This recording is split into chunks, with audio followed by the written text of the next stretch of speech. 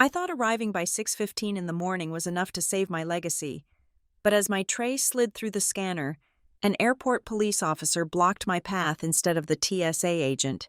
He read a report claiming I was a threat to the community. In that moment, I realized my parents did not just want me late. They wanted me documented as unstable, so the court would automatically cross my name off the inheritance hearing list. My name is Kendall Graham, and at 6:15 in the morning, standing in the stark fluorescent glare of Terminal 4, the only thing that mattered to me was the plastic tray sliding slowly toward the dark maw of the X-ray machine. I had already removed my sneakers and placed them in a separate bin. My laptop was out of its case. My liquids were in a quart-sized bag. I had followed every rule, every protocol, and every silent command of the airport security theater because I could not afford a single second of delay. The flight to Montana was scheduled to board in 40 minutes. If I made that flight, I would land just in time to rent a car and drive like hell to the Silverpine County Probate Court. The hearing regarding my grandfather's inheritance was scheduled for 10 o'clock this morning. It was a deadline that felt less like a calendar appointment and more like the blade of a guillotine hovering above my neck. For the last 7 days, my phone had been vibrating with a relentless barrage of notifications from my parents. They did not scream, and they did not threaten. That was not their style. Darius and Colleen Graham were masters of the soft kill. They used concern like a weapon. Let us handle it. Kendall. My mother had texted just last night. You know how emotional you get in high-pressure situations. Appearing in court will only make things messier for everyone. We are doing this to protect you, my father had added in a voicemail that I had listened to 3 times, dissecting his tone for cracks. There is no need for you to subject yourself to the trauma of a legal battle. Stay home. Rest. It was a trap. Every word was a calculated attempt to keep me out of that courtroom. They knew that if I did not show up, the judge would likely grant their motion by default. They were counting on my absence. They were banking on my fatigue. I watched my carry-on bag disappear into the black rubber curtains of the scanner. I took a step forward toward the metal detector, my socks sliding slightly on the polished floor. I was ready to walk through. I was ready to run to the gate. I was ready to fight them, but I never got the chance to step through the scanner. A man in a dark blue uniform stepped directly into my path. He was not a TSA agent. The Transportation Security Administration agents wore blue shirts and looked tired. This man was wearing the full uniform of the airport police department. He had a sidearm on his hip, a radio on his shoulder, and a look in his eyes that told me my morning was over before it had even begun. He did not look at the line of impatient travelers behind me. He looked only at me. "Kendall Graham?"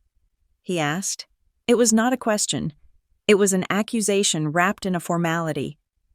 My heart hammered against my ribs, a sudden, violent rhythm that threatened to make my hands shake. I clenched my fists at my sides, digging my fingernails into my palms to ground myself. "Yes," I said. My voice was steady. I made sure of that. "Is there a problem with my bag?" "I am going to need you to step out of line and come with me," the officer said. He did not raise his voice. He did not need to. His physical presence was a wall that blocked out the rest of the terminal. "We have a few questions we need to ask you." The air in the security checkpoint changed instantly. A moment ago, it had been a bustling, noisy conveyor belt of humanity. Now, silence rippled outward from where we stood like a shockwave. The businessman behind me, who had been huffing about the wait time, went dead silent. A woman to my left stopped untying her shoes. I felt the weight of 50 pairs of eyes drilling into the back of my neck. I saw a teenager in a hoodie pull out his smartphone and hold it up. The camera lens pointed squarely at my face. Panic flared in my chest. Hot and acidic, this was exactly what my parents had warned me about. Wasn't it? Kendall is unstable. Kendall causes scenes. If I argued, if I raised my voice, if I cried, I would be giving everyone in this terminal a show. I would be creating the exact narrative my parents wanted to present to the judge in Montana. Emotion is evidence. I told myself, do not give them evidence. "Am I under arrest?" I asked, keeping my face completely blank. We just need to clarify some information regarding a report we received, the officer said. Sidestepping the question, he gestured with a stiff hand toward a side corridor. Right this way, Ms. Graham. I had no choice. I looked at the digital clock on the wall.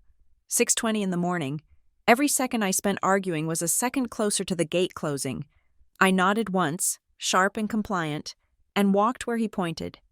The walk from the checkpoint to the holding area felt like a funeral procession for my reputation. People parted ways to let us through, their eyes wide with a mixture of curiosity and judgment. In post-9/11 America, you do not get pulled aside by airport police unless you have done something terribly wrong. I could see the assumptions forming in their minds. She has drugs. She has a weapon. She is a terrorist. The officer led me to a small room at the end of a long, sterile hallway. The walls were made of glass, but they were thick and soundproof. Inside, there was a metal table and 3 chairs. The chairs were not just placed there. They were bolted to the linoleum floor with heavy steel brackets. I stared at those bolts. That was a design choice meant to intimidate. It was a room designed for people who threw chairs. It was a room designed for people who lost control. Have a seat, the officer said. He did not close the door immediately. He stood in the doorway, talking to a second officer who had appeared with a clipboard. They exchanged low murmurs, their eyes flicking toward me. I sat down. The metal of the chair was cold, seeping through the fabric of my dress slacks. I placed my hands on the table, fingers interlaced, and sat with my spine perfectly straight. I would not slouch. I would not hide my face. The first officer walked back in and sat opposite me. He placed a folder on the table. He did not open it immediately. He just let it sit there. A physical barrier between us. State your full name and date of birth for the record, he said. Kendall Marie Graham, I said. November 14th, 1992. He checked the information against a sheet of paper in the folder. He nodded, almost imperceptibly. Do you have identification? I reached for my purse, moving slowly so he would not think I was reaching for anything else. I slid my driver's license across the table. He picked it up, scrutinized the photo, and then looked back at my face. He was looking for the crazy woman. He was looking for the unhinged daughter. I gave him nothing but the face of a tired woman trying to catch a flight. Ms. Graham, the officer began, leaning back in his chair, we received a credible report regarding your travel today. The report indicates that you pose a potential threat to the safety of the flight crew and passengers. I blinked. A threat? I have never even had a speeding ticket. What kind of threat?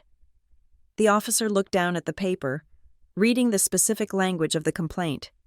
The report states that the subject, Kendall Graham, is currently experiencing a severe mental health episode.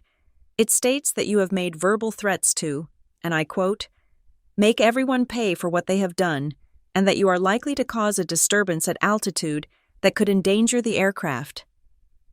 The blood drained from my face. It was not fear.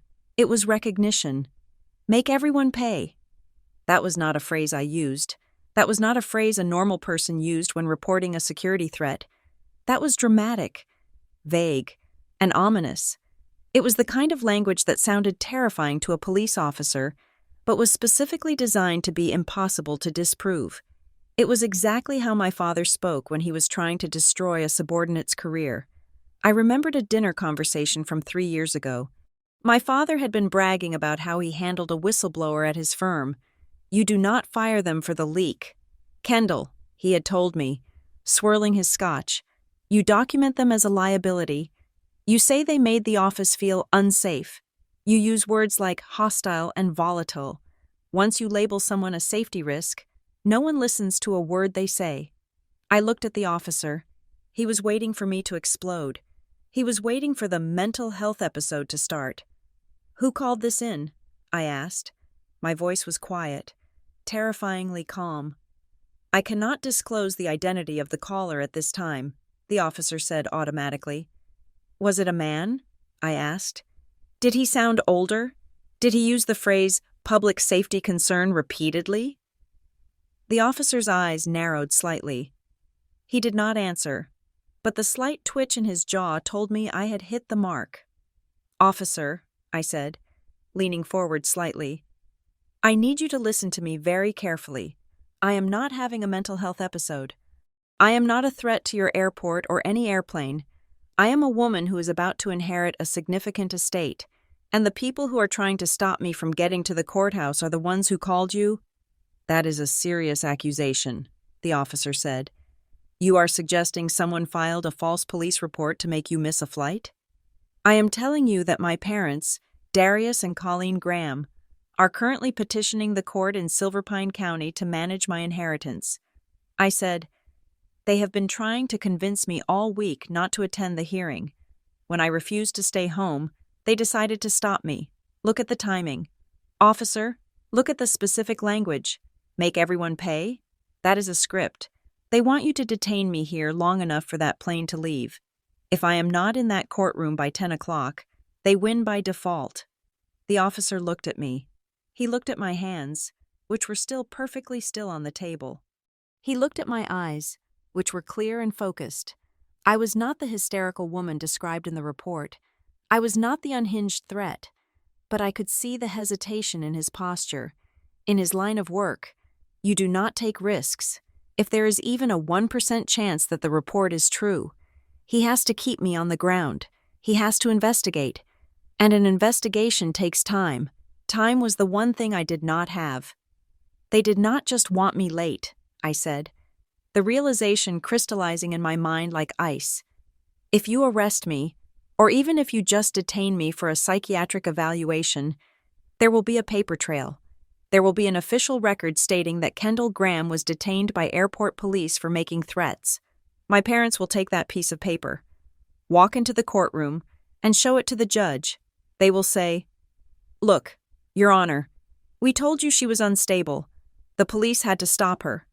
They are trying to build a criminal record for me in real time.'" The officer tapped his pen against the table. The sound echoed in the small glass room. "We have to take every threat seriously, Miss Graham," he said, but his voice had lost some of its edge. "I cannot just let you walk onto a plane with a report like this in the system. We need to verify that you are safe to fly." "Then verify it," I challenged him. "Search my bags, search my person, run my background again. Do whatever you have to do, but do it now, because I am not going to let them use the airport police department as their private security firm." I looked at the clock on the wall behind him. 6:30, 30 minutes until the gate closed. I was trapped in a glass box, stripped of my dignity, and labeled a threat. My parents were probably sitting at their breakfast table right now, sipping coffee, checking their watches, and waiting for the notification that I had missed my flight. They thought they had checkmated me. They thought that by using the system, they could crush me. But they had forgotten one thing. I was a Graham too. I knew how the game was played, and I was not going to break. "Check the caller ID on the tip," I said, playing my first card. "I know you have the log. If that call came from a number registered to Darius Perry or Darius Graham, or a burner phone activated in the last 24 hours in their area code, you will know this is a domestic interference issue, not a national security one." The officer stared at me for a long moment. Then, slowly, he reached for his radio. "Stay here," he said. He stood up and walked out of the glass room, leaving the door slightly ajar. I watched him walk over to a computer terminal at the supervisor's desk. I sat alone in the bolted-down chair, the hum of the airport buzzing beyond the glass. I took a deep breath, smoothing the fabric of my trousers. The game was on. They wanted a fight? They were going to get one. I just hoped the plane would wait. The officer sat back down, the metal legs of his chair scraping harshly against the linoleum floor. The sound was deliberate, a sharp noise meant to grate on nerves that were already frayed. He did not open the folder immediately. Instead, he folded his hands on top of it and stared at me, employing a silence that I knew was a tactical tool. He was waiting for me to fill that silence with a nervous babble. With excuses, or with the erratic behavior of the guilty. I gave him nothing but my posture. My spine remained pressed against the cold back of the chair, my hands resting loosely in my lap. I breathed in through my nose and out through my nose, a slow, rhythmic cycle to keep my heart rate from spiking. "Explain the threat to me, Ms. Graham," he said finally. His voice was flat, devoid of the earlier aggression, which somehow made it more menacing. "Why would someone believe you intend to harm the passengers on Flight 402? It was a trap question. If I defended myself against the specific details of the threat, I would be validating the premise that a threat existed. If I denied it too vehemently, I would look defensive.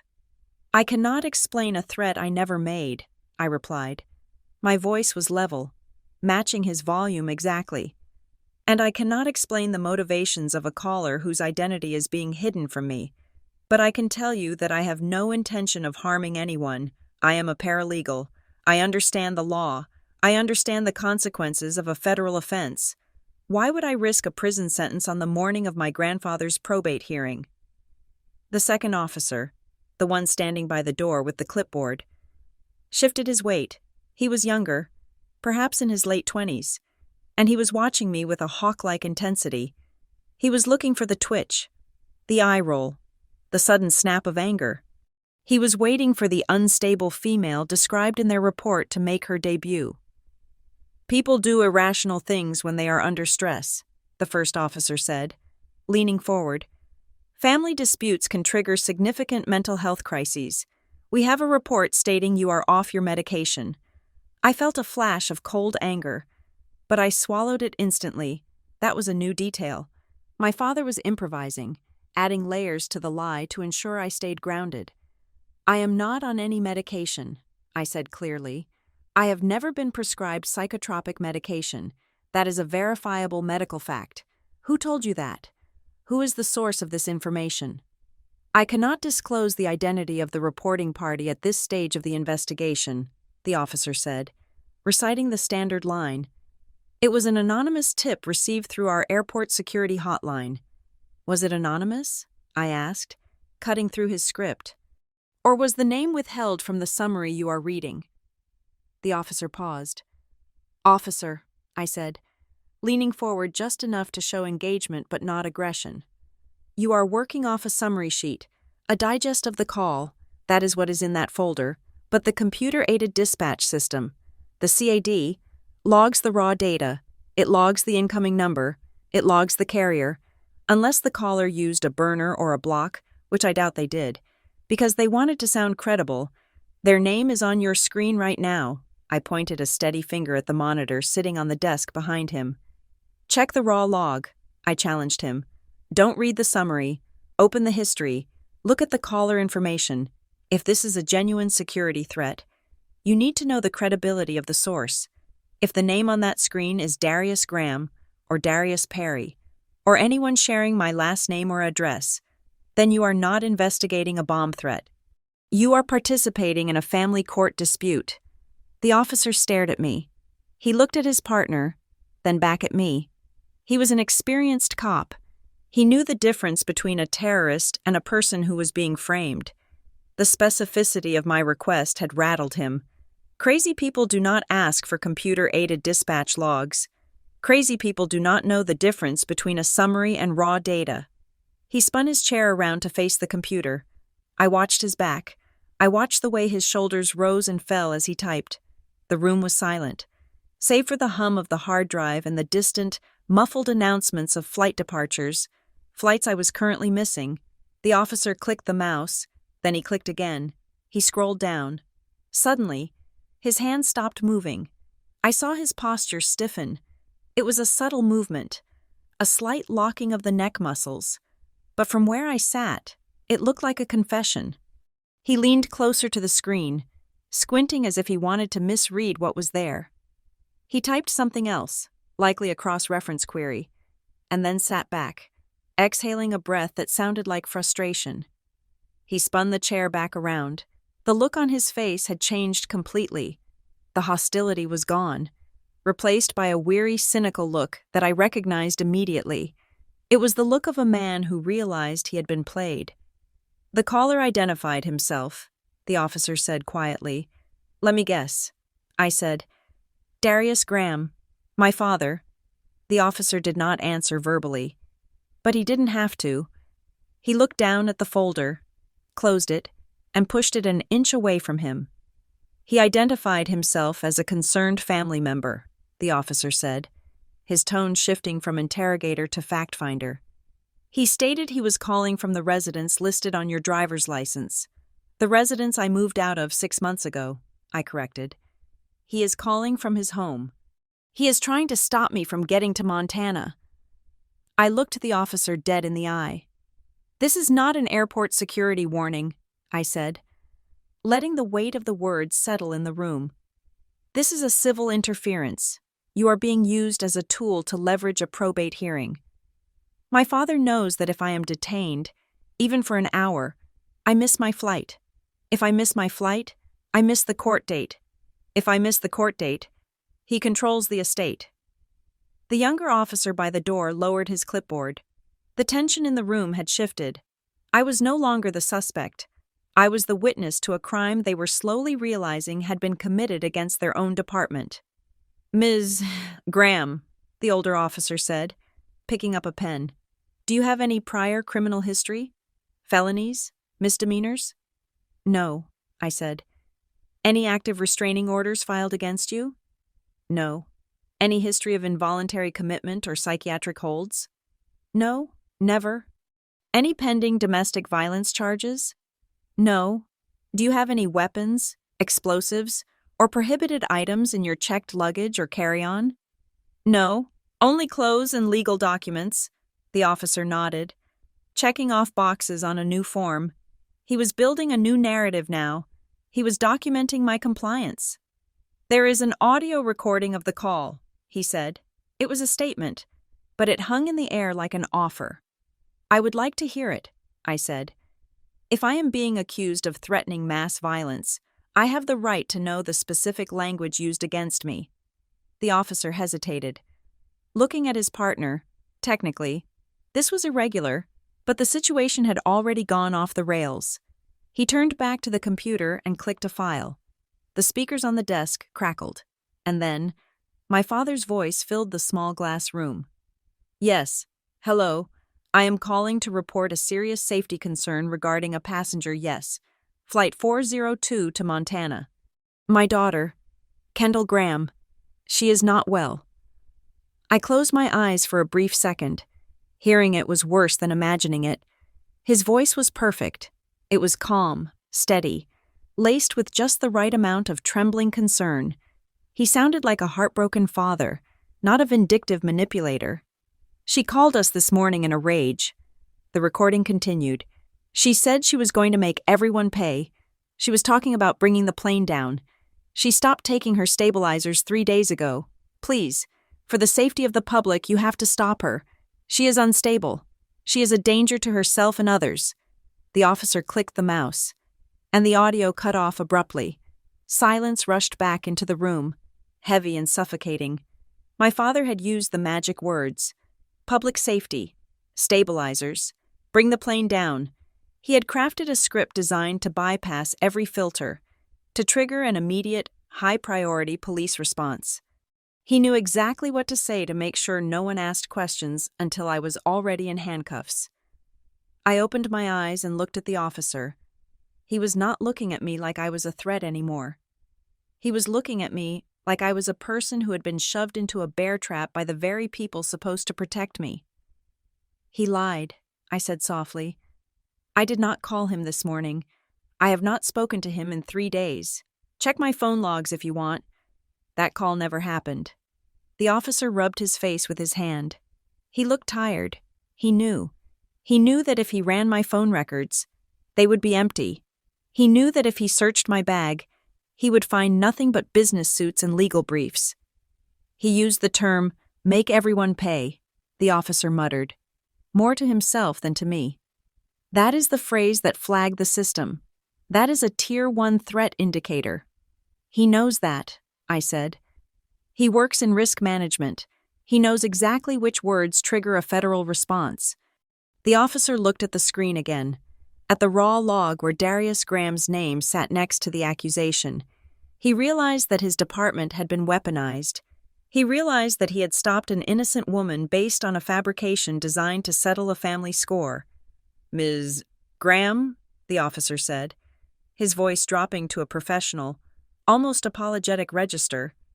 "I need to ask you a few more questions to close out this risk assessment, but I want you to know we take the misuse of emergency reporting systems very seriously." "So do I," said. "So do I." He began to type again, but this time, he wasn't typing a report about a potential terrorist. He was typing a report that would clear my name. But as I watched the clock on the wall tick towards 6:45, I knew that being cleared wasn't enough. The damage was done. The time had been stolen. "Officer," I said, "is there any way I can make that flight?" He looked at the clock.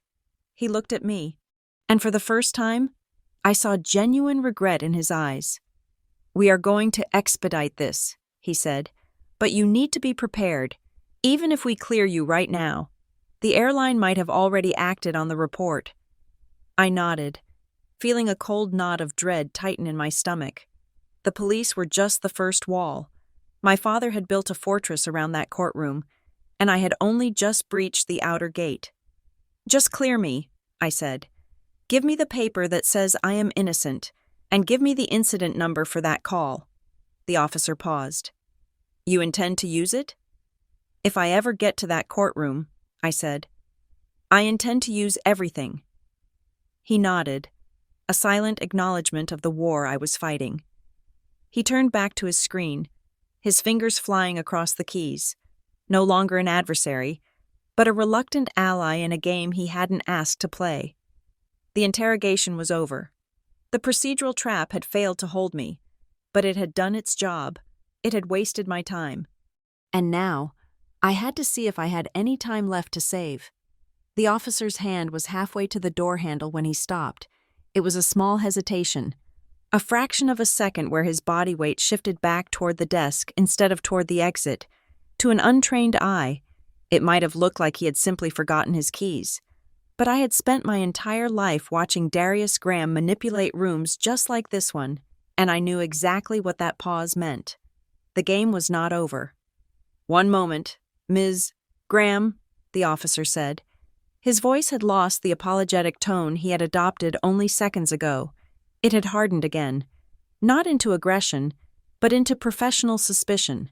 He turned back to the computer screen, his eyes scanning a block of text that had just populated in a yellow box at the bottom of the dispatch log. "There is an addendum to the report," he said, reading slowly.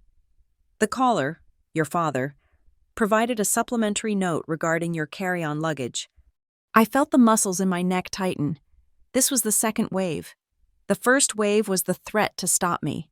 The second wave was designed to strip me.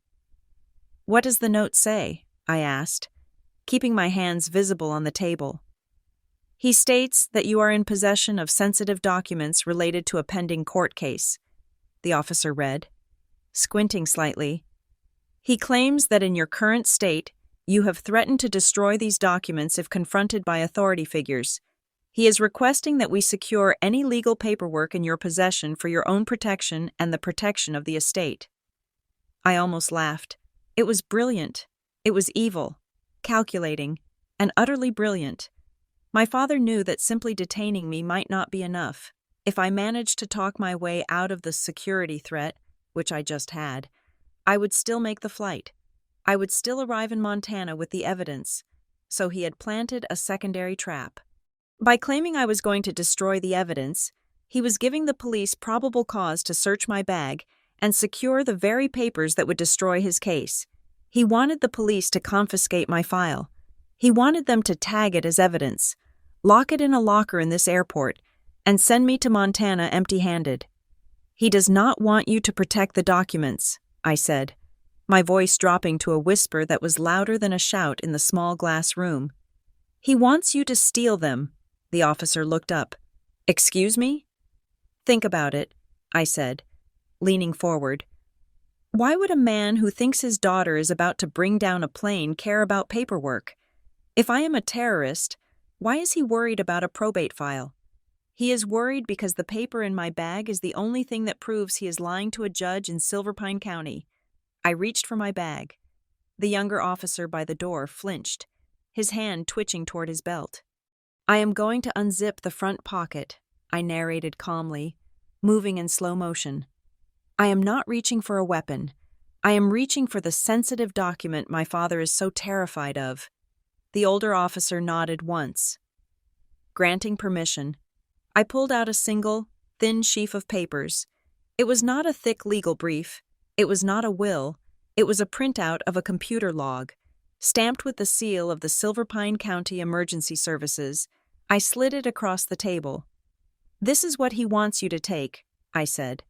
The officer looked down at the paper. "A CAD summary?" he asked. "Computer-aided dispatch?" "Look at the date," I said. 3 weeks ago, the night my grandfather died." The officer picked up the paper. He knew how to read this. He saw the timestamps. He saw the codes. "Why is this relevant to an inheritance hearing?" he asked, genuinely confused. "My parents are arguing that my grandfather was not lucid when he amended his will," I explained, speaking fast because the clock on the wall was ticking towards 6:50. "They claim he was confused, that he was alone, and that he made changes without understanding them. They claim they were not there." I pointed to the line highlighted in yellow on the paper. "Read the code at 2300 hours, I said. The officer read it aloud. "Civil standby, requesting unit for dispute resolution."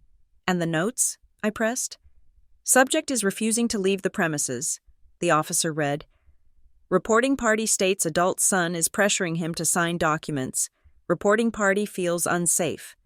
The officer looked up at me. The connection snapped into place. "The adult son," the officer said. "That is the caller? Darius?" "That is Darius," I confirmed. "My father called you today to say I am a threat to public safety. But 3 weeks ago, the police were called on him because he was a threat to my grandfather in his own home. That piece of paper proves he was there. It proves he was pressuring a dying man. And it proves that my grandfather was lucid enough to call 911 and ask for protection." I tapped the table. "If I walk into court with that paper, his entire argument about competency falls apart. He loses the estate. He loses the money. He loses everything." I sat back. "That is why he told you I might destroy it. He wanted you to take it away from me. He wanted to use the airport police to sanitize the crime scene of his own greed." The officer looked at the paper for a long time. Then he looked at the screen where my father's new tip was glowing in neon text. The contradiction was absolute. A man worried about his daughter's safety does not micromanage the custody of paperwork. A man covering his tracks does. The officer stood up. He did not look like he was guarding a suspect anymore. The subtle shift in his stance, feet apart, shoulders squared, was no longer directed at me. It was directed at the situation. He was no longer blocking Kendall Graham. He was protecting the integrity of his badge.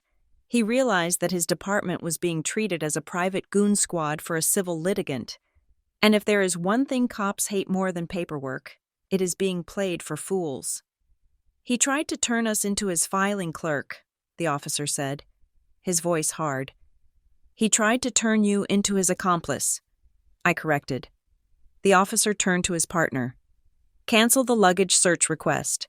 Note in the log that the subject was cooperative and that the property in question poses no security threat." He turned back to me, sliding the dispatch summary back across the table. "Put that away," he said. "Keep it safe." "I intend to," I said, zipping it back into the front pocket of my bag. "Ms. Graham," the officer said, pulling a fresh form from his clipboard, "I am going to release you, but before you go, I need you to do something for me. I need a voluntary statement." My instincts flared. "A statement?" "Not a confession," he clarified quickly. "A statement of facts. I want you to write down exactly what happened here. I want you to write down that you were stopped, that the caller was identified as your father, and that the allegations were unfounded. I want you to state that the purpose of your travel is a court hearing and that this interference was malicious. He clicked a pen and set it down. "Write it dry," he advised. "No emotions. No, I felt scared. Just the timeline. Just the facts.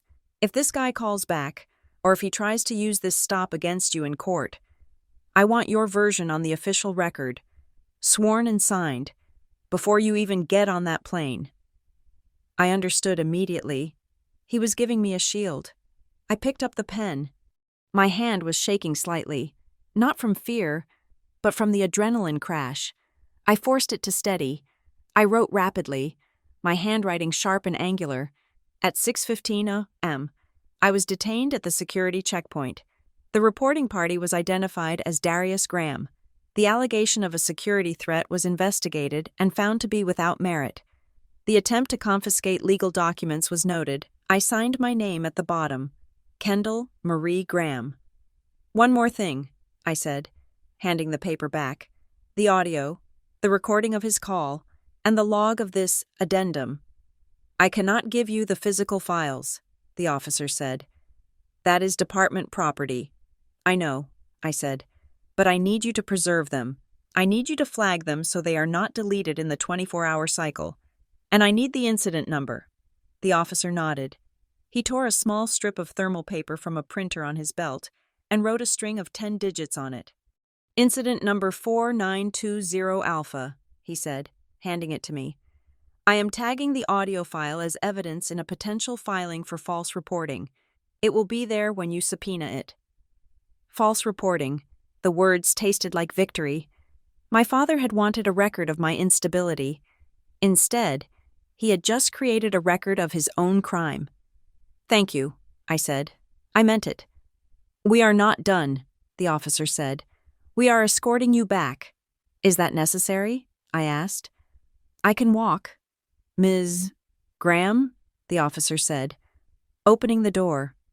"If you walk out of here alone, anyone watching could say you escaped. They could say you were released pending further investigation. They could say you ran away." He gestured to the hallway. "If you walk out of here flanked by 2 officers who then shake your hand and let you pass, there is no ambiguity. You were not a suspect. You were a citizen we were assisting." I realized then that this officer was not just doing his job. He was angry. He was angry at Darius Graham, and this was his way of sending a message back to whoever might be watching. We walked out of the glass room. The walk back to the checkpoint felt different than the walk away from it. I was flanked by the 2 uniforms, but they were not gripping my arms. They were walking in step with me. We emerged into the main terminal. The crowd was still there. The line was still long. The teenager with the phone was still loitering near the shoe benches. The officer stopped right in front of the metal detector. He turned to me, making a show of it. "Thank you for your cooperation, Ms. Graham," he said, loud enough for the first 3 rows of the line to hear.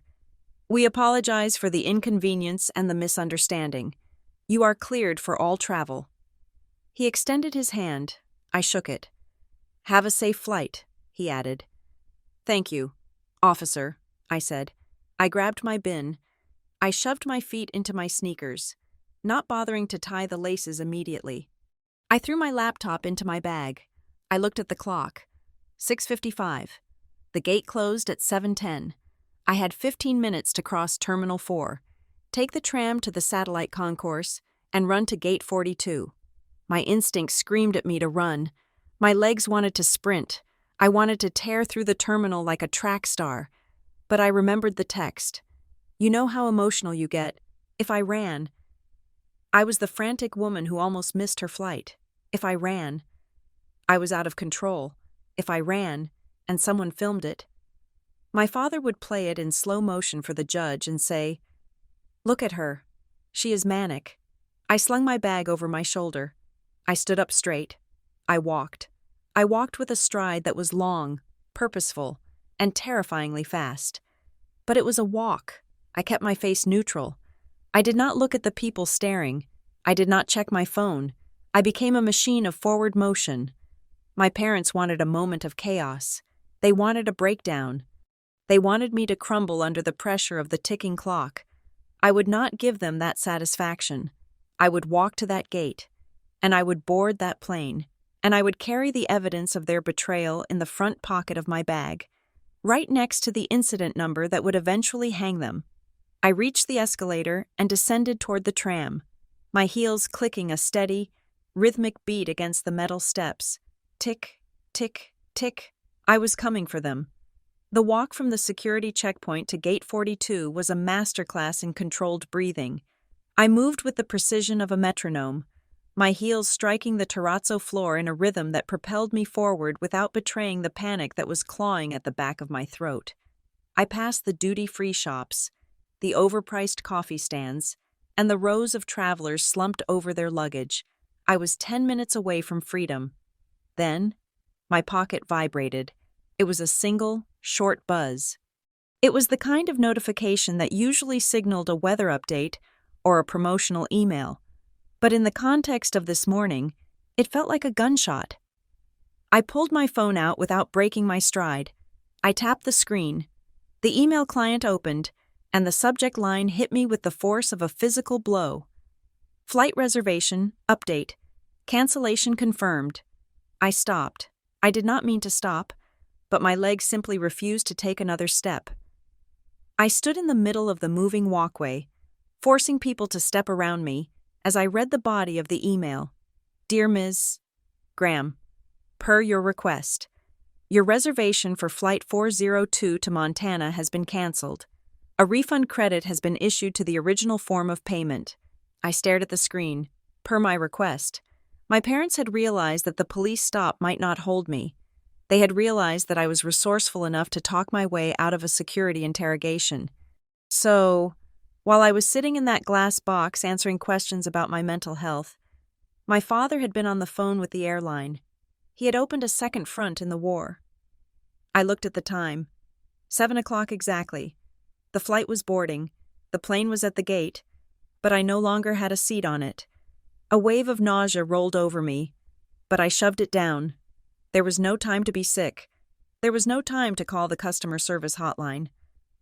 I knew exactly how that would go.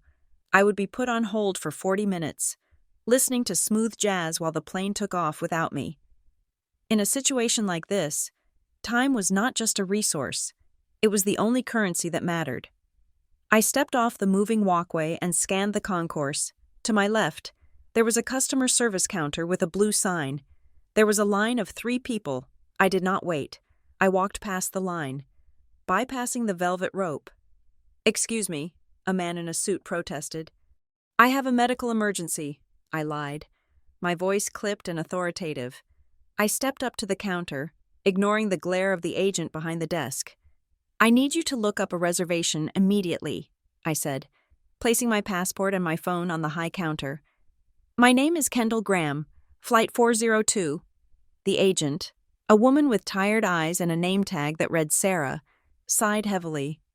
She started to point to the back of the line, but something in my expression stopped her. I was not being rude. I was being desperate with a veneer of extreme professional control. She typed my name. "Ms. Graham," she said, looking at the screen. "I see that you just canceled this itinerary 7 minutes ago. The seat has already been released to the standby list." "I did not cancel it," I said. "I have been in police custody at the security checkpoint for the last 30 minutes. I physically could not have made that call." The agent blinked. "Well, someone called." "The system notes that the caller verified the booking reference and passed the security protocol."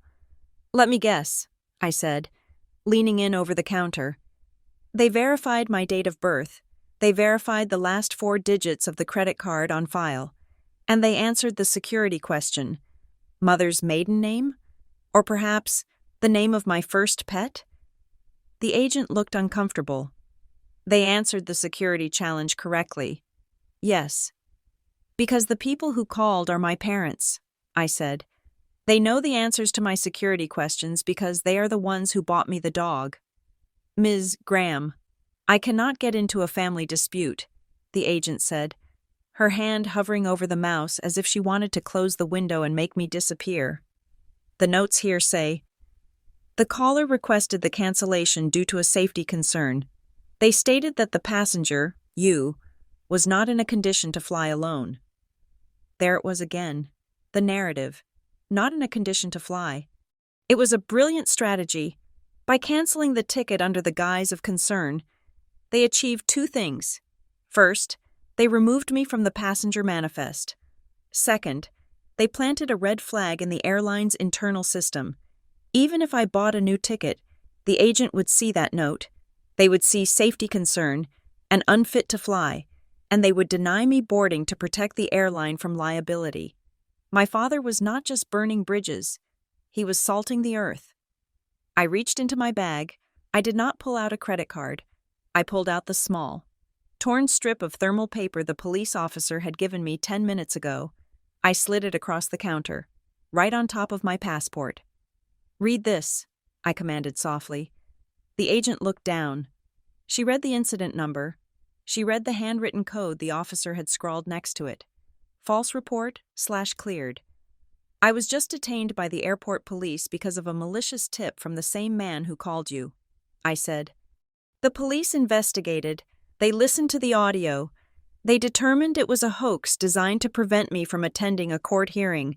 They cleared me. They released me. And they gave me this incident number to prove that I am the victim of harassment, not a safety risk." The agent picked up the slip of paper. She looked at the stark, official font of the police printer. Then she looked at me. The annoyance in her face evaporated, replaced by the sharp, focused look of someone realizing they were standing in the middle of a crime scene. "He called the police too?" she asked. "He called everyone," I said. "He is trying to ground me, and if you do not put me on a plane right now, you are helping him violate a federal court order." It was a bluff. There was no federal order yet, but it was close enough to the truth to work. The agent began typing furiously. She was no longer clicking through a standard cancellation screen. She was digging into the back end of the reservation history. "I am looking at the call log," she said, her voice lowering. The caller identified himself as Darius Perry. "Perry is his middle name," I said. "Darius Graham is his legal name. He used the alias to distance himself from the booking while still having enough information to access it." "He told the representative that he was your medical proxy," the agent said, shaking her head as she read the notes. "He said, 'Block her from boarding. She is a danger to the crew.' He explicitly used the word block. 'I need two things from you. Sarah,' I said. I used her name deliberately. I needed her to feel personally invested in fixing this. 'Tell me,' she said. 'First, I need a seat on the next flight to anywhere in Montana. I do not care if it is Bozeman, Billings, or Missoula. I will rent a car. I will drive all night if I have to. But I need to get out of this airport.' 'Flight 402 is full,' she said, typing rapidly. The seat he canceled was snatched up instantly. But wait, she bit her lip. 'There is a flight to Helena departing in 40 minutes. Flight 719. It is boarding at Gate 12 in the satellite terminal. I have one seat left. It is the last row, right by the lavatory.' 'I will take it,' I said. 'I will pay for it right now. Full fare.' 'I can reinstate the value of your canceled ticket,' she began. 'No,' I interrupted. 'Do not touch the old record. Leave it exactly as it is. I want the cancellation to remain on file as proof of what he did. I will pay for the new ticket separately.' I handed her my credit card. It was a card my parents did not know about, one I had opened 3 months ago when I first sensed the storm coming. 'Second,' I said, while the machine processed the chip, 'I need a printout.' 'A receipt?' 'No,' I said. 'I need a printout of the internal agent notes for the canceled reservation. I need the screen that shows the caller's name, the timestamp of the call, and the specific reason he gave for the cancellation. I need the part where he claimed to be my medical proxy.' The agent hesitated. 'Ms. Graham, those are internal company records. Strictly speaking, I am not supposed to share back-end notes with passengers.' 'Sarah,' I said, leaning closer, 'that man is going to walk into a courtroom tomorrow morning and tell a judge that I missed my flight because I was having a breakdown. He is going to swear under oath that he never interfered, unless I have that piece of paper. He will get away with it, and he will take control of my grandfather's estate. I pointed to the police slip. The police gave me their record. Please, do not let him use your airline as a weapon. The agent looked at the police slip again. She looked at the desperate determination in my eyes. She looked around to see if her supervisor was watching. The printer behind her whirred to life. She tore the sheet off the feed. She folded it in half, text side in, and slid it across the counter along with my new boarding pass. I cannot give you official company records, she whispered, but I can give you a copy of your itinerary history for your personal reference. I took the paper. I opened it just enough to see the lines. It was all there. 0652 hours. Caller, Darius Perry, ref, medical/safety, action, cancel segment. Thank you, I said. My voice cracked slightly. You have no idea what this means. There is one more thing I can do, Sarah said. She was typing again. Her face set in a grim line. I am placing a hard flag on your new profile. I am setting it to in-person verification only. That means no changes, cancellations, seat moves, upgrades, nothing can be made over the phone or online. Any modification requires a government ID to be physically presented at the airport counter. Thank you, I said again. That is smart. Go, she said, pointing toward the tram tunnel. Gate 12 is far. And Ms. Graham? Yes. I hope you win.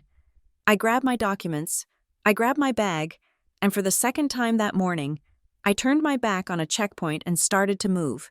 I had the police incident number. I had the airline internal log. I had a boarding pass for a flight that would get me to Montana 4 hours before the hearing started. I was collecting evidence of their sabotage faster than they could manufacture it. As I stepped onto the escalator that would take me down to the tram, my phone buzzed again. I knew who it was before I looked. My father had played his card with the airline. Now it was my mother's turn to play the emotional card. I pulled the phone out. A text message from Mom. Turn back. Kendall, we know you are still at the airport. We are trying to save you from yourself.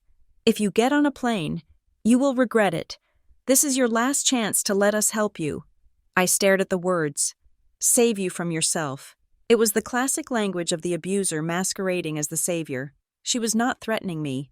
She was warning me. As if the consequences were natural disasters and not punishments she was personally preparing to inflict. I did not reply. I did not type out a furious defense. I did not beg them to stop. I took a screenshot of the message. I saved it to the cloud folder titled Evidence, right next to the photos of the police report and the airline log. Then, I looked up at the ceiling of the terminal, took a deep breath of the recycled air, and stepped onto the tram. The doors hissed shut, sealing me in. I was not turning back. I was going to war, and for the first time in my life, I had the ammunition to fight back.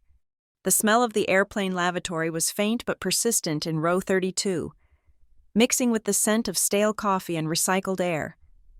I jammed my carry-on bag under the seat in front of me, my knees pressing against the hard plastic tray table. I was on Flight 719 to Helena. I had made it. The door was closed, the cabin was pressurized, and for the first time in 2 hours, I allowed my shoulders to drop an inch. I thought I had won the round. I thought that by bypassing the police trap and outmaneuvering the airline block, I had secured my place at the table. I was wrong. Just as the captain's voice crackled over the intercom to announce our flight time, my phone lit up in my lap. It was not a text message. It was an automated alert from the Silver Pine County Court docket system, a service I had subscribed to weeks ago when my grandfather's health first began to fail. Case update. Estate of Arthur J. Graham. Hearing time amended. I frowned, swiping the notification open. My stomach turned over, cold and hard. Original time, 10 o'clock a.m. New time, 8 o'clock. I stared at the screen, my vision blurring slightly. 8 o'clock? That was 2 hours earlier than scheduled. That was impossible. Courts did not just move hearings up by 2 hours on the morning of the event, unless there was a catastrophic reason. I looked at my watch. It was 7:15. If the hearing was at 8, I was already late. Even if this plane flew at the speed of sound, I would be somewhere over Idaho when the gavel came down. I did not hesitate. The plane was still taxiing. We were not in the air yet. I hit the speed dial for the Silver Pine County Probate Court Clerk's office. "Clerk of Court, Civil Division," a woman's voice answered after the second ring. "This is Kendall Graham," I said, speaking low and fast, shielding my mouth with my hand so the flight attendant nearby would not scold me. "I am a party in the Arthur Graham estate hearing scheduled for today. I just received a notification that the time has been changed to 8 o'clock. Is that an error?" There was a pause on the line, followed by the sound of typing. "Ms. Graham?" the clerk said. Her tone shifted instantly from bureaucratic indifference to something sharper, more guarded. "Yes, the time was amended 10 minutes ago by emergency motion." "On what grounds?" I demanded, my voice rising slightly before I caught myself. "How can you move a hearing up 2 hours without notifying all parties?" "The motion was filed by the attorney representing Darius and Colleen Graham," the clerk read. "They requested an expedited emergency session to appoint a temporary special administrator." "Why?" I asked. "Why the emergency?" The clerk hesitated. I could hear her reading the screen, deciding how much she was allowed to tell me. "The motion states that the primary beneficiary, that would be you, Ms. Graham, is unavailable to attend due to—" She stopped, then cleared her throat. "Due to being detained by law enforcement at the airport for making threats against public safety." The blood drained from my face, leaving me feeling lightheaded. "They filed that?" I whispered. "The motion claims you are currently in custody," the clerk continued, "and that due to your volatile state, the estate needs immediate protection to prevent you from accessing assets remotely. They asked the judge to hear the matter at 8 o'clock to seal the accounts before the banks open." I closed my eyes, leaning my head back against the seat. It was a masterpiece of destruction. It was a 3-layered trap, executed with military precision. Layer 1. The airport police. They did not just want to stop me. They wanted to generate an official police report. They needed the incident. Layer 2. The airline. They canceled my ticket to create a record of safety concern, ensuring that even if I wasn't arrested, I would look like a liability. Layer 3. The court. They took the first 2 layers, the police stop and the flight cancellation, and wove them into a legal narrative. They were telling the judge, "She is not just late, she is dangerous. She is in custody. You have to proceed without her."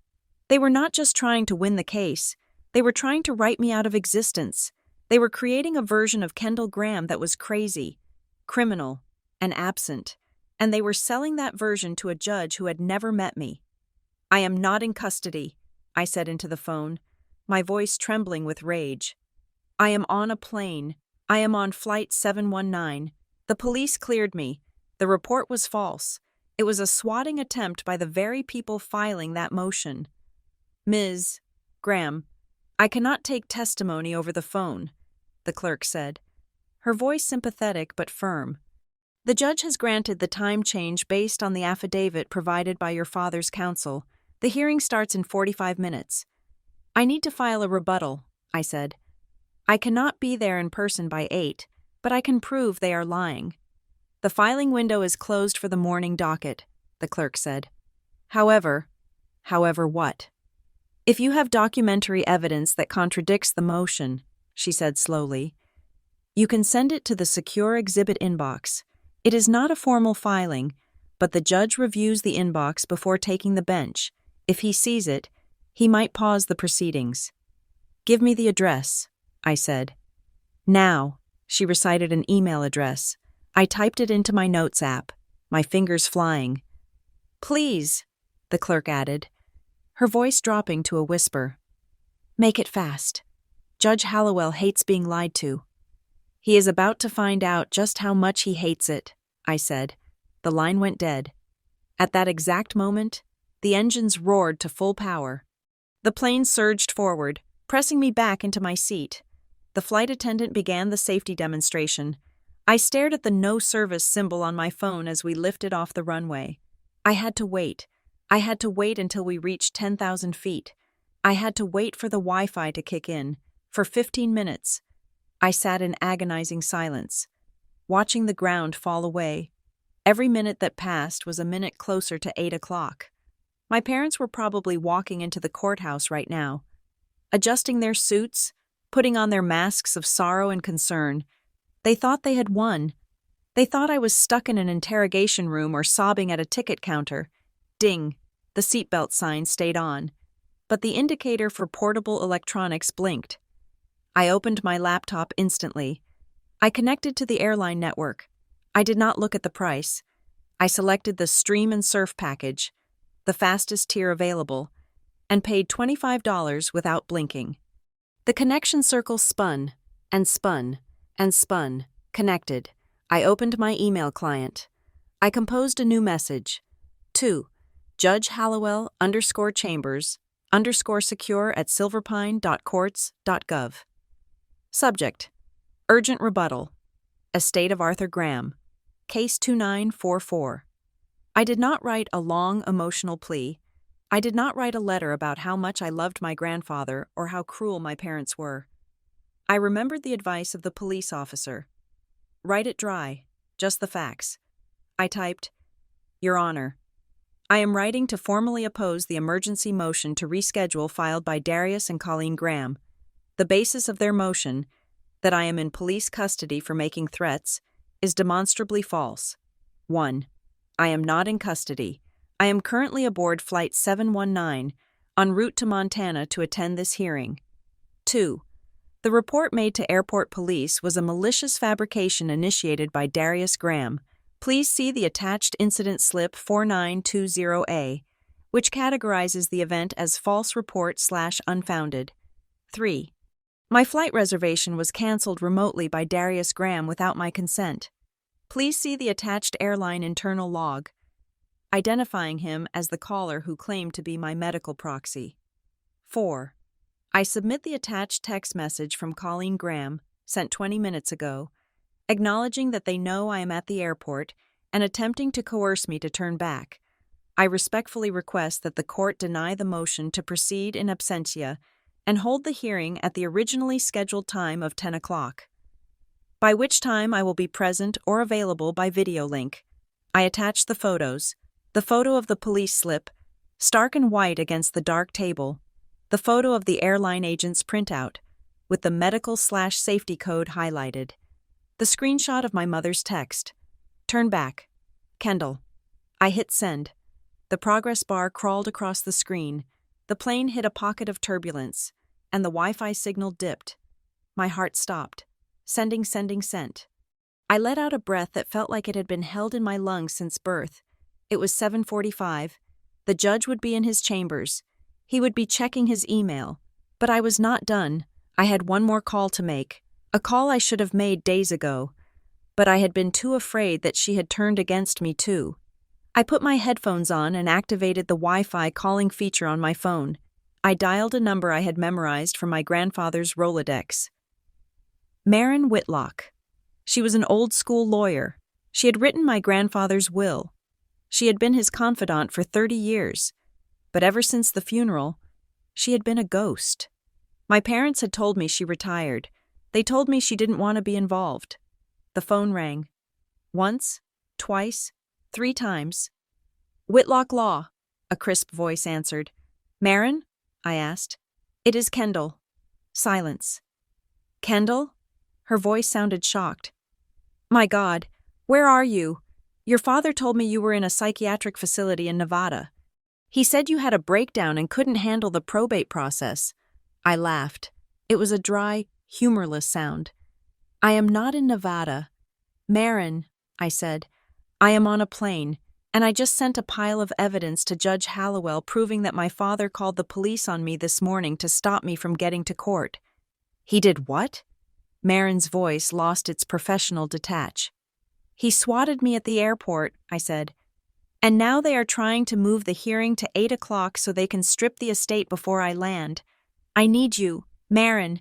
I need to know why you haven't filed anything. Because they told me I was fired, Maren said, her voice rising in indignation. They sent me a letter signed by you, or what looked like you, terminating my representation and directing me to hand over the files to their firm. I never signed that, I said. I never signed anything. I knew it, Marin whispered. Arthur always said they were greedy, but I didn't think they were stupid. They are about to walk into that courtroom in 15 minutes, I said.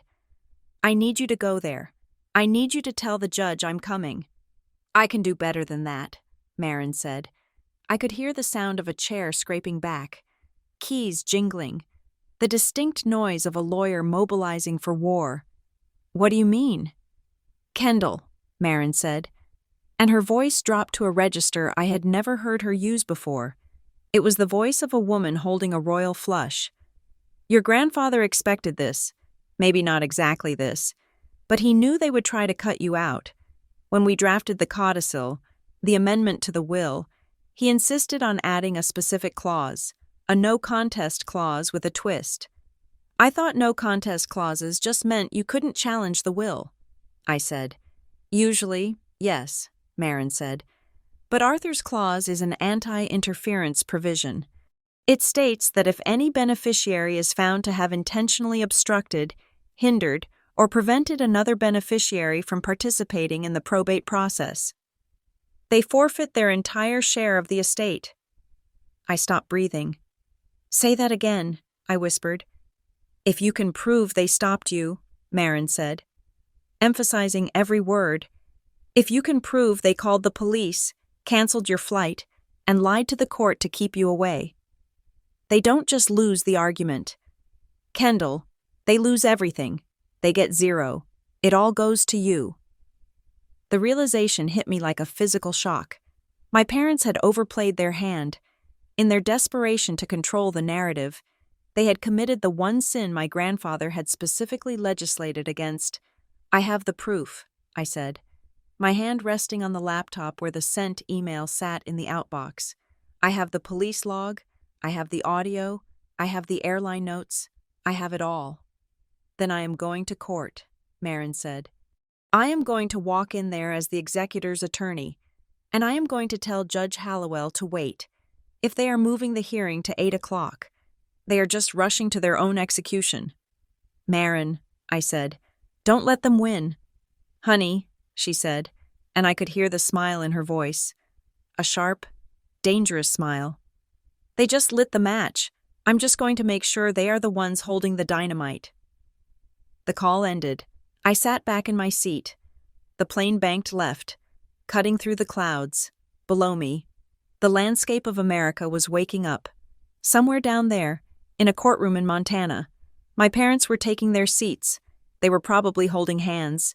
They were probably rehearsing their sad faces. They had no idea that the girl they thought was locked in a room in Nevada was actually 5 miles above them, armed with a laptop, a lawyer, and a dead man's promise. I looked at the time. 7:55. The show was about to start. The voice of Marin Whitlock was a lifeline, humming through the noise-canceling headphones I had jammed over my ears. The cabin of Flight 719 was filled with the low roar of engines and the chatter of unsuspecting passengers. But in my head, I was already standing in the hallway of the Silver Pine County Courthouse. Kendall, listen to me, Marin said, her voice crisp and devoid of the shock that had colored it only moments ago. She had shifted gears. She was no longer the retired family friend. She was the litigator who had terrified opposing counsel for 4 decades. The email you sent to the judge is good. It establishes your location and denies the arrest, but it is defensive. We need to go on the offensive before they even open their mouths. Tell me what to do, I said, my fingers hovering over the keyboard of my laptop. That dispatch summary you told me about, Marin said. The one from the night Arthur died. The one you showed the airport police. Do you have it physically with you? It is in my bag, I said. Right here. I need you to digitize it, she commanded. I do not care if you have to hold it up to the window light. Take a high-resolution photo. Make sure the incident number, the date, and the civil standby code are perfectly legible. That document is not just a shield. Kendall, it is a sword. It proves a pattern of behavior. I am on it, I said, I hung up the call, but I kept the line to the court clerk open on my screen. I reached down and unzipped the front pocket of my bag. My hands were steady now.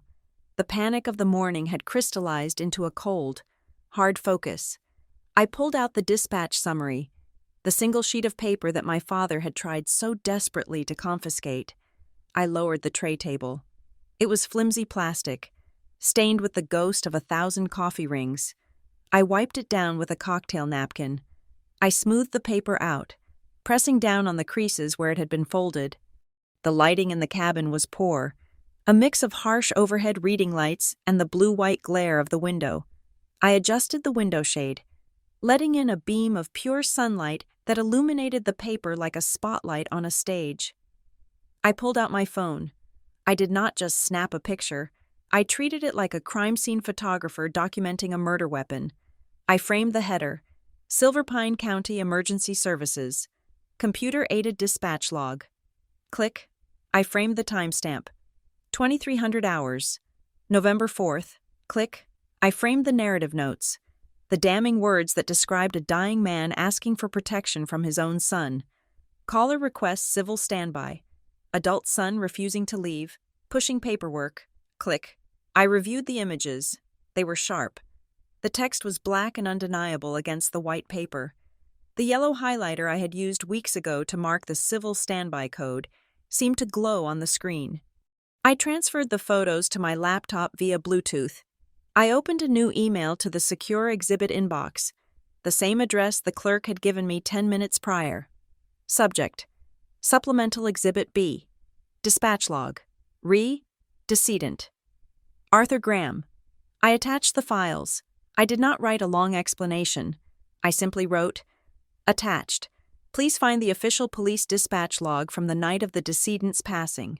This document contradicts the petitioner's claim of a harmonious family dynamic and establishes a prior history of coercion by Darius Graham.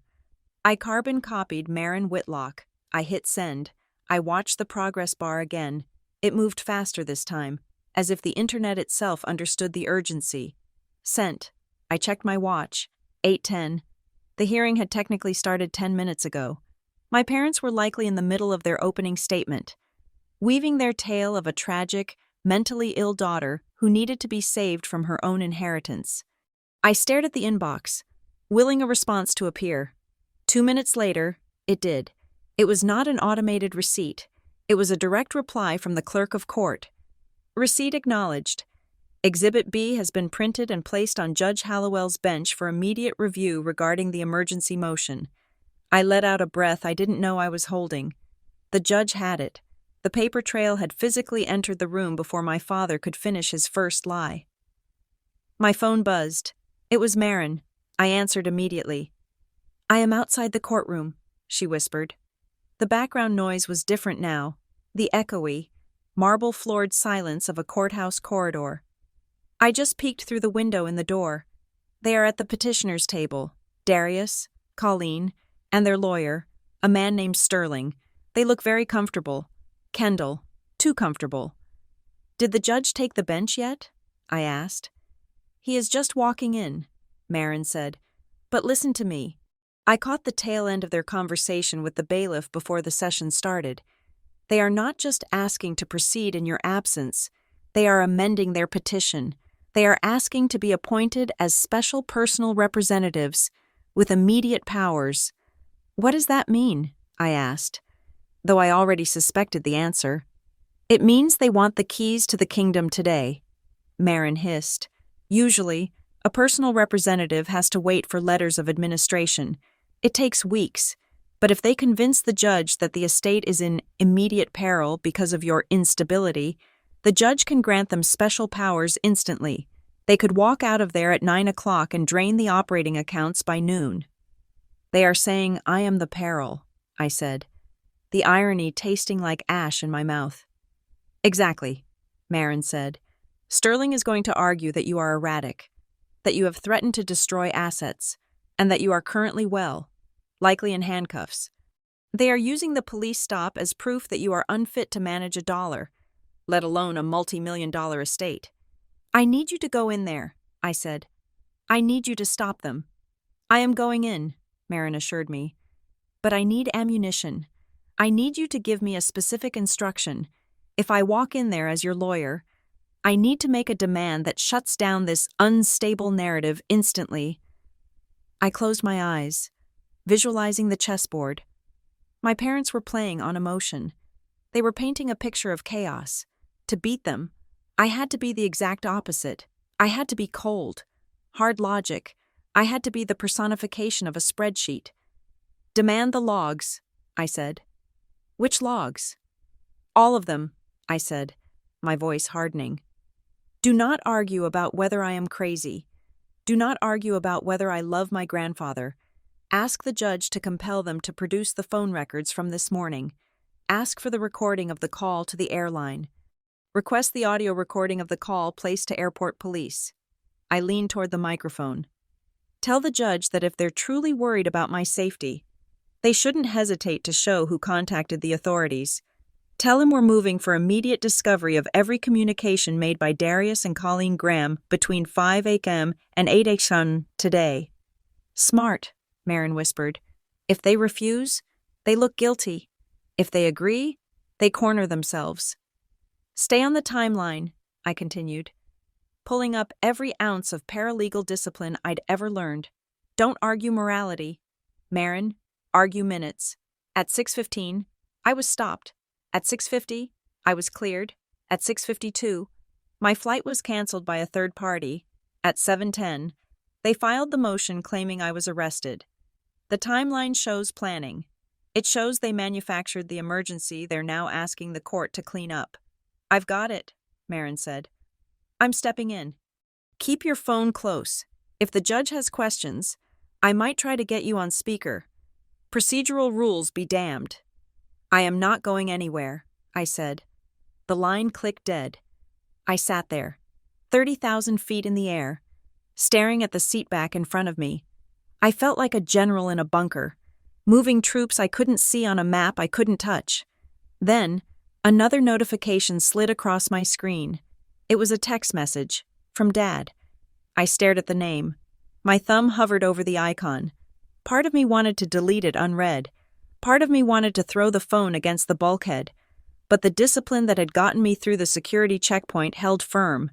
I opened the message. Kendall, we know you are on a plane. We know you are trying to intervene. Stop. If you force your way into this hearing, we will have no choice but to file for emergency temporary guardianship over you. We have the police report. We have the history.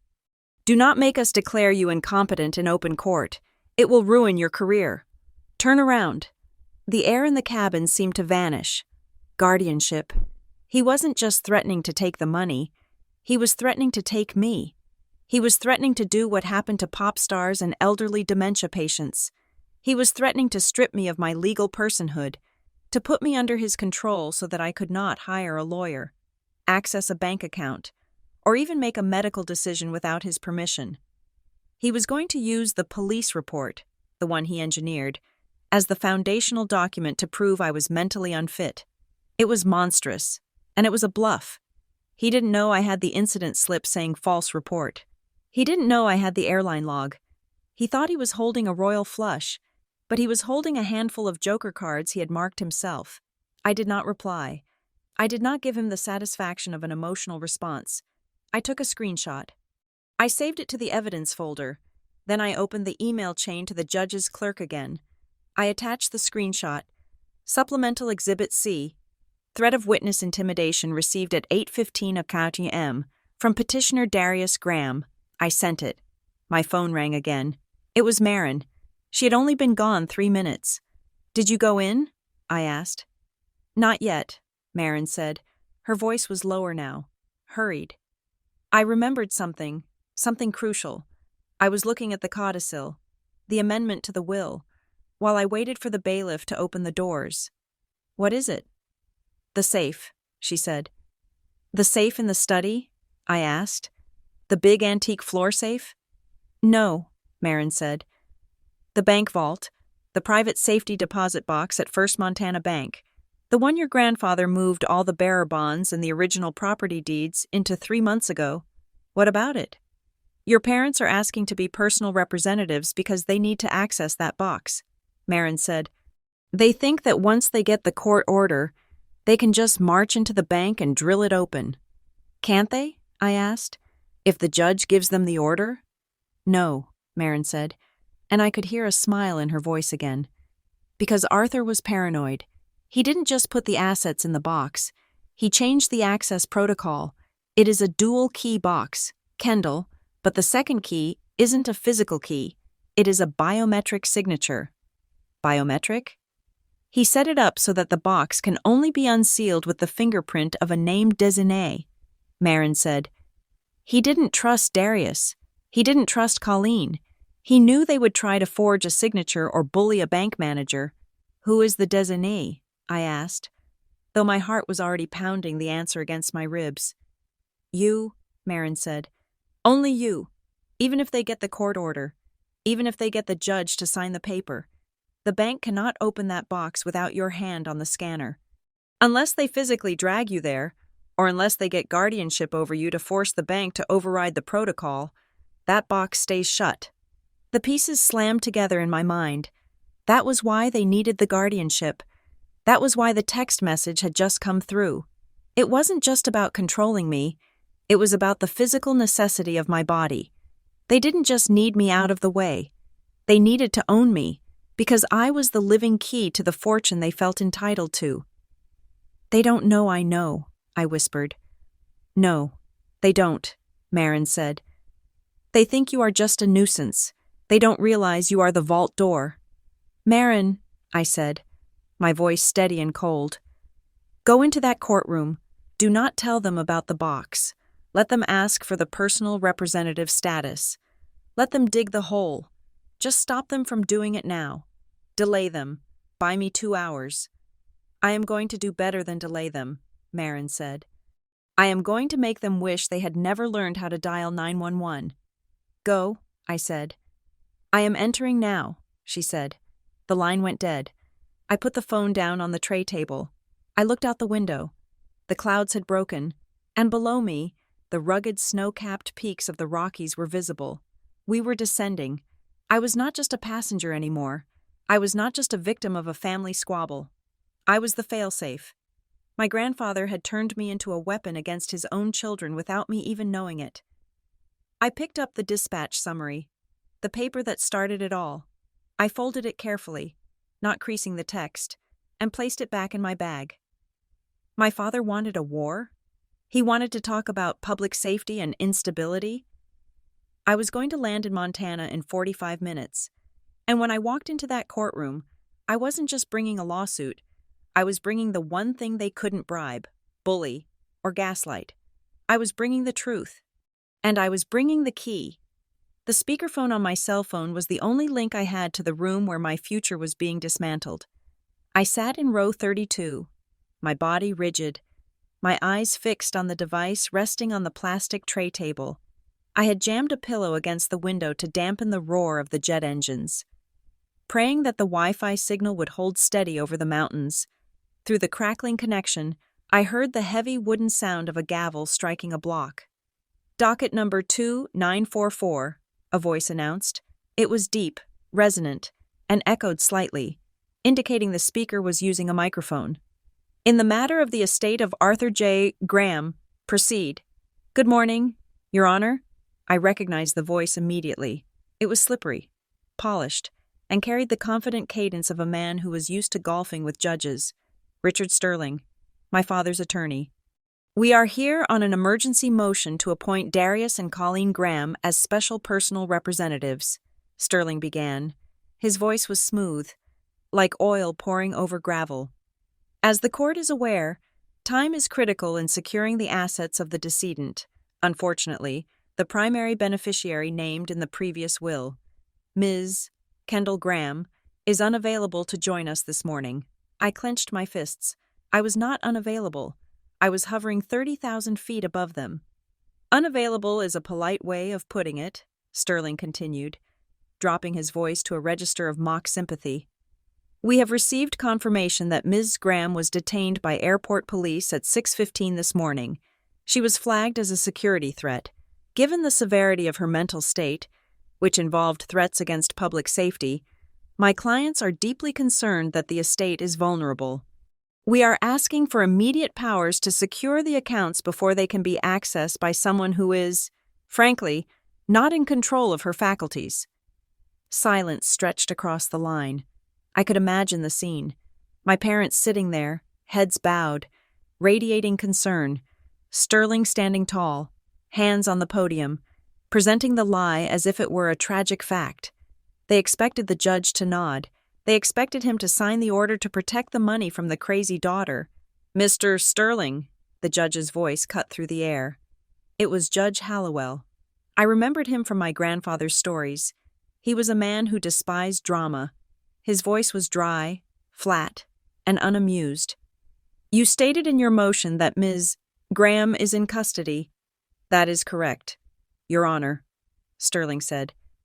"She was stopped at the security checkpoint." "And you stated," the judge continued, the sound of paper rustling audible over the speaker, "that this detention was the result of a legitimate security threat." "Yes, Your Honor, my client, Mr. Graham, received a call from the authorities." "Interesting," Judge Hallowell interrupted, "because 10 minutes ago, my chambers received a secure communication via the exhibit inbox."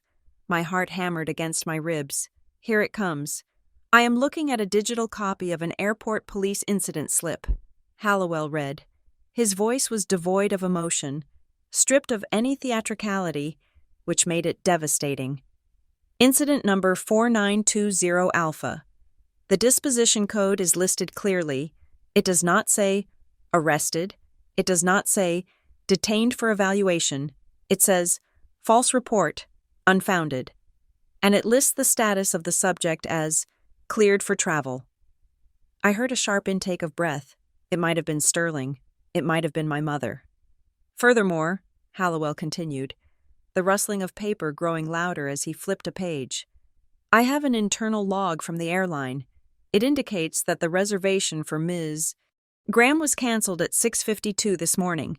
The caller identified himself as Darius Perry." The judge paused. "Mr. Sterling, is your client's middle name Perry?" "I believe so, Your Honor." Sterling stammered. The oil was gone. The gravel was showing. "But I was not aware of these documents. We have not been served." "They were submitted ex parte because your motion was filed ex parte," Hallowell said. "And frankly, they paint a very different picture than the one you just described. You told me Ms. Graham was a threat to the public. This police slip suggests the only threat to Ms. Graham was a phone call made by someone sharing your client's address.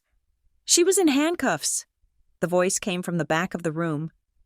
It was my father, Darius Graham. He had lost his composure. He couldn't stand being contradicted. "She was screaming," my father shouted, his voice distant but distinct over the phone line. "The police had her in the box. She was agitated. She is dangerous, Your Honor. You cannot let her near the accounts." "Mr. Graham?" The judge's voice boomed like a cannon shot. "Sit down. You are in a court of law. You will address this bench through your counsel, or you will be removed." "But she is lying," my father insisted, though his voice was retreating, presumably as Sterling grabbed his arm. "She is not here. She is locked up." "Ms. Graham?" the judge asked. He did not shout. He spoke clearly, directing his voice toward the phone that Marin must have placed on the defense table. "Are you on the line?" I hit the unmute button on my screen. My hand was shaking, but my voice was not. "I am here, Your Honor," I said. My voice filled the courtroom. I was a ghost in the machine, a disembodied witness floating in the sky. "Please state your location for the record," Hallowell commanded. "I am currently aboard Flight 719, approximately 200 miles from the Montana border," I said. "I am not in handcuffs. I am not in a facility. I am sitting in seat 32A. I purchased a new ticket after my original reservation was canceled without my permission." "And the police stop?" Hallowell asked. I was released with an apology. Your Honor, I said. The officer provided me with the incident number you are holding specifically to prove that the report was malicious. The audio of the call made by my father is currently preserved as evidence at the airport station. The silence that followed was absolute.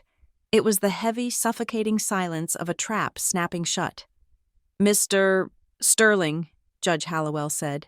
His voice dropped to a whisper, a dangerous, quiet tone that terrified lawyers more than any shout.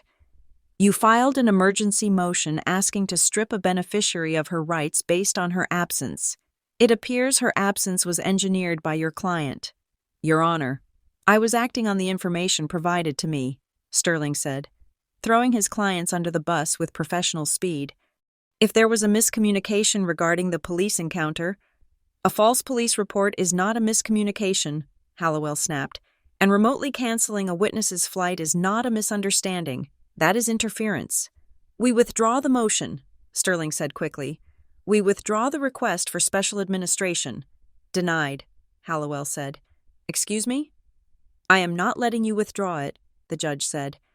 "I am denying it with prejudice. The request to appoint Darius and Colleen Graham as special representatives is denied. Furthermore, I am entering an order right now. No further emergency motions are to be filed by the petitioners without 48 hours of notice to opposing counsel. I am not waking up to any more urgent emails that turn out to be tactical maneuvers." "Understood. Your Honor," Sterling said. He sounded defeated. "I am also issuing a preservation order," Hallowell said. "Mr. Graham, Mrs.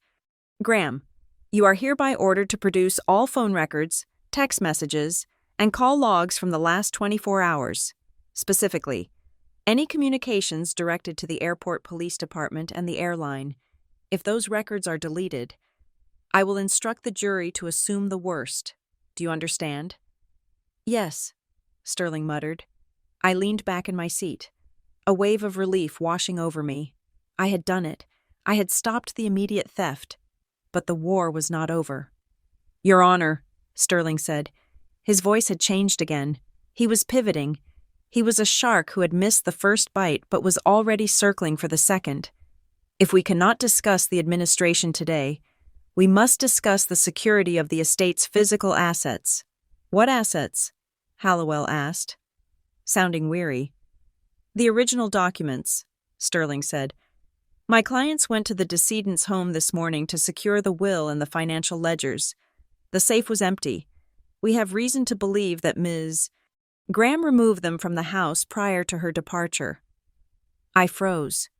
"She is carrying the original files in her bag," Sterling said, his voice gaining confidence.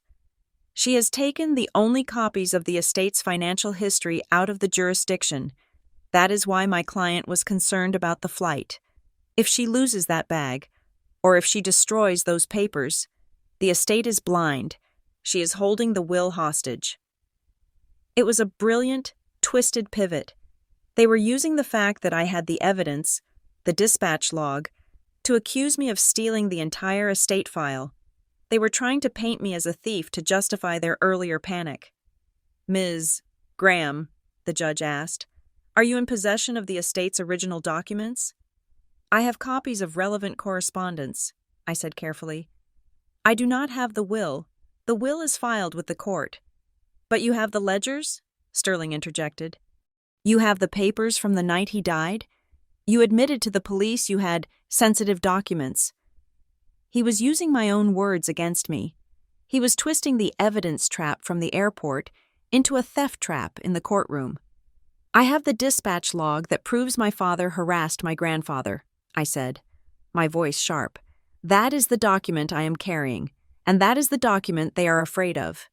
"This is exactly the problem, Your Honor," Sterling argued. "We have a beneficiary flying around with selected documents, making accusations, while the bulk of the estate papers are missing. We cannot proceed until we know what she has and what she has destroyed." Judge Hallowell sighed. It was a long, deep exhale that crackled over the speaker. "I am not going to litigate the contents of a carry-on bag over a speakerphone," Hallowell said.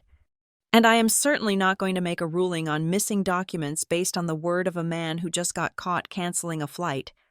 But, Your Honor, Sterling started. Enough, Hallowell cut him off. I am not granting any powers today. The estate stays frozen. Nobody touches a dime. Nobody opens a safe. Nobody enters the house. He paused, and I could hear him leaning forward. And Mr. Sterling, tell your clients this. I do not reward obstruction. This court views the events of this morning as a direct attempt to manipulate the judicial process. If I find out that one more ticket has been canceled, or one more police call has been made, I will not just deny their motion, I will hold them in contempt. Yes, Your Honor. We are adjourning, Hallowell said. This hearing is rescheduled for tomorrow morning at 9 o'clock. Ms. Graham, will you be on the ground by then? I will be there, Your Honor, I said. In person. Good, Hallowell said. Bring your bag. Bring your evidence. And Mr. Graham, bring a better explanation. The gavel slammed down. Bang! The line went dead. I pulled the headphones off my ears. My hands were trembling, but this time, it wasn't from fear. It was from the adrenaline of a near miss. They had tried to bury me. They had tried to erase me. But the voice from the sky had spoken, and for the first time in years, the Grahams had been told no. I looked out the window. The mountains were closer now, sharp and jagged teeth rising to meet me. I was landing in hostile territory. I had won the battle for time. But tomorrow, I had to win the war for the truth, and I knew, with a certainty that chilled my blood, that my parents would not spend the night sleeping. They would spend it planning their next move. They had accused me of stealing the papers. That was their new angle. They were going to try to prove I was a thief to invalidate my standing. I patted the bag under the seat in front of me. I didn't have the will, but I had something better. I had the truth about the night Arthur Graham died. And tomorrow, I wasn't just going to defend myself. I was going to prosecute them. The neon sign of the Pine Valley Motel buzzed with a sound like an angry hornet, flickering between a sickly pink and a dying white. I parked my rental car, a gray sedan that smelled faintly of cigarettes and industrial cleaner, in the spot marked number 12. I turned off the engine. But I did not get out immediately. I just sat there, gripping the steering wheel, letting the silence of the Montana night wash over me. It was 9 o'clock at night. I had been awake for 19 hours. I had been detained by police, banned by an airline, and put on trial via speakerphone at 30,000 feet. But as I stepped out of the car and into the crisp, cold air of Silverpine County, I did not feel tired. I felt a strange, vibrating clarity. I walked into the room, threw the deadbolt, and engaged the chain lock. I checked the window latch. Then, I took my bag, the bag that Richard Sterling had accused me of stealing, and set it on the laminate table. I placed it down gently, as if it contained nitroglycerin. In a way, it did. I stripped off my blazer and sat on the edge of the bed. My phone, which had been my lifeline and my weapon all day, sat on the nightstand. I stared at it, half expecting another threat from my father or another legal motion from Sterling. Instead, a text message came through from a number I did not recognize. The area code was local, 406. Is this Kendall? This is Martha Higgins. From across the street, I blinked. Martha Higgins, the neighborhood watch commander of my grandfather's street. She was a woman who knew the garbage pickup schedule down to the minute and regarded any car she didn't recognize as a personal affront. I hadn't spoken to her since the funeral. I typed back, "Yes, Mrs. Higgins, it is Kendall. Is everything okay?" The typing bubbles appeared, disappeared, and then appeared again. She was typing a long message. "I heard about the trouble at the court today. My niece works in the clerk's office. She said your parents claimed you stole papers. News traveled fast in a small town, in Silverpine. The courthouse was the center of entertainment. They are lying. Kendall." The next message read, "I saw them." My heart skipped a beat. Saw them do what? I saw them go into Arthur's house 3 hours after the ambulance took him away. They used a key from under the mat. They were inside for 10 minutes. When they came out, Darius was carrying the gray metal lockbox, the one Arthur kept in his study closet. I stood up. The room suddenly felt very small. The metal lockbox, My grandfather kept his personal correspondence in there. He kept the spare keys to the vintage car. And, crucially, he kept the physical backup of his digital passwords. Are you sure it was them? I asked. I have it on the Ring camera, she replied. The motion sensor triggered when they walked down the driveway. I didn't say anything before because, well, they are his children. I thought they were just getting his affairs in order. But if they are saying you took things, that feels wrong. That feels like a sin. I dialed the number immediately. Mrs. Higgins? I said when she answered. I have the video saved on my iPad, she said, her voice wavering slightly with the thrill of intrigue. It is clear as day. You can see the time. You can see the box under his arm. Mrs. Higgins, listen to me, I said, my voice steady. I need you to do exactly what I say. Do not forward that video to anyone else. Do not post it on Facebook. I need you to email the original file, the one with the date and time embedded in it, to my lawyer. I can do that, she said. And I need to ask you one more favor, I said. Would you be willing to sign a piece of paper saying that this video is real? A simple affidavit? If it stops them from lying about Arthur's house, she said firmly. He loved that house. He didn't want them rummaging through it like vultures. Thank you, I said. You have no idea how much this helps. I hung up and immediately called Marin. It was late, but I knew she wouldn't be sleeping. I hope you are calling me with good news, Marin said, picking up on the first ring. Better than good, I said. I found the missing documents, or rather, I found the people who stole them. I explained the video. I explained the metal box. I explained how my parents had stood in court this morning and accused me of theft, while the stolen property was likely sitting in the trunk of their rental car. This is perfect, Marin said, her voice sharp with excitement. It creates a credibility impeachment. They accused you of the exact crime they committed. It is projection. Judges hate projection. There is something else, Marin added, the sound of papers shuffling in the background. Since we are trading discoveries, I found something in the motions they filed this morning. I have been going through the exhibits they attached to their request for guardianship.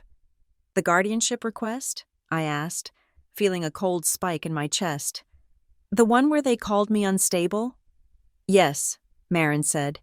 To support their claim that you are mentally unwell, your father submitted a sworn statement. In it, he claims that you have a history of making nuisance calls to emergency services. He claims you call 911 when you are panicked and then hang up. I have never called 911 in my life, I said, except for the time I saw a car accident 3 years ago. I know, Marin said, but here's the catch. He attached a call log to prove it. He thought he was being clever. He submitted a log from his own phone carrier showing outgoing calls to emergency services from this morning. I was confused. How does his phone log prove I made calls? He claims you were using his phone, Marin explained. But I looked at the duration of the calls. There are 3 calls listed to 911 between 5:30 and 6 o'clock this morning. The first one lasted 4 seconds. The second one lasted 6 seconds.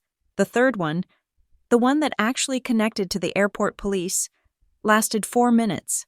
He hung up? I asked. He didn't just hang up, Marin said. He practiced. The realization hit me so hard, I actually sat down on the bed again. He called 911, I whispered, and then got cold feet. Or maybe he didn't like the dispatcher's voice. Maybe he started his script. My daughter is a threat, and realized he sounded too calm, or too angry, so he hung up. He reset. He called back. He rehearsed his lie until he felt ready to deliver the performance that would get me arrested. Exactly, Marin said. A panicked father worried about a bomb threat does not call 911. Hang up. Wait 10 minutes. Call again. Hang up, and then call a third time. A panicked father stays on the line. These are not the actions of a concerned parent. These are the actions of a man refining a script. Can we prove that? We don't have to prove the intent, Marin said. We just have to show the judge the log. We asked Darius, Mr. Graham, if the threat was imminent, Why did you disconnect from emergency services twice before reporting it? There is no good answer. Either he admits he was lying, or he admits he hesitated to report a terrorist threat. Both destroy him. We have them, I said. Between the neighbor's video and the call logs. We have them. We have the ammunition, Marin corrected. But we still have to fire the gun. I need you to do one thing tonight, Kendall. I need you to build the kill sheet. The what? A timeline, Marin said. 1 page. No more. Minute by minute. On the left, the time. In the middle, the event. On the right, the document that proves it. Don't write paragraphs. Don't write feelings. Judges don't read feelings. They read schedules. Show him that the interference was a coordinated military operation. I will have it ready, I said. Meet me at the south entrance of the courthouse at 8:30, Marin said. Don't go through the main doors alone. I don't want them cornering you in the hallway. I will be there, I said. I hung up, but I wasn't done. I had one more loose thread to tie. I looked at the clock. 9:45. The airline customer service center was open 24 hours. I dialed the elite service line, the number printed on the back of the credit card I had used to buy my new ticket. Reservations, a voice answered. This is Kendall Graham, I said. Confirmation code Lima Zulu 492. How can I help you, Ms. Graham? I need to confirm the security status of my return flight, I said. I need to confirm that the in-person verification flag is still active. 1 moment, the agent said. I heard typing. Yes, Ms. Graham, the flag is active. No changes can be made without physical ID. Good, I said. I have a request. Can you add a remark to the passenger name record? I want to note that an attempted interference occurred on the outbound leg. I see the notes here from the agent at the airport, the voice said. She documented the cancellation by a third party. Do you want me to formally tag it as attempted fraud? Yes, I said. Tag it, and email me the updated confirmation with that tag visible. Done, the agent said. You will have it in 2 minutes. I hung up. I turned my attention to the laminate table. I found a pad of motel stationery, thin, cheap paper with a watermark of a pine tree. I took my pen. I started to write. I did not write a diary entry. I did not write a letter. I wrote a forensic accounting of the destruction of my family. 5:30 a.m. Darius Graham calls 911. Duration 0 minutes 4 seconds. Call disconnected. 5:40 a.m. Darius Graham calls 911. Duration 0 minutes 6 seconds. Call disconnected. 5:55 a.m. Darius Graham calls airport police. Reports unstable female with bomb threat language. 6:15 a.m. Kendall Graham detained at security checkpoint. 6:52 a.m. Darius Graham calls airline. Cancels reservation using medical proxy alias. 7:10 a.m. Sterling files emergency motion claiming Kendall Graham is in custody. 8:15 a.m. Darius Graham sends text threat regarding guardianship. I looked at the list. It was stark. It was brutal. It was undeniable. When you looked at the events individually, they could be explained away as concern or confusion. But when you lined them up, minute by minute, the pattern emerged like a skeleton rising from the mud. It wasn't concern, it was a noose, tightening with every phone call, and then I added the final entry, the one Mrs. Higgins had just given me. November 4th, 3 hours post-mortem. Darius and Colleen Graham entered decedent's home. Remove metal lockbox. Captured on surveillance video. I put the pen down. I stared at the paper. This was it. This was the weapon that would cut me loose from them forever. I went to the bathroom and splashed cold water on my face.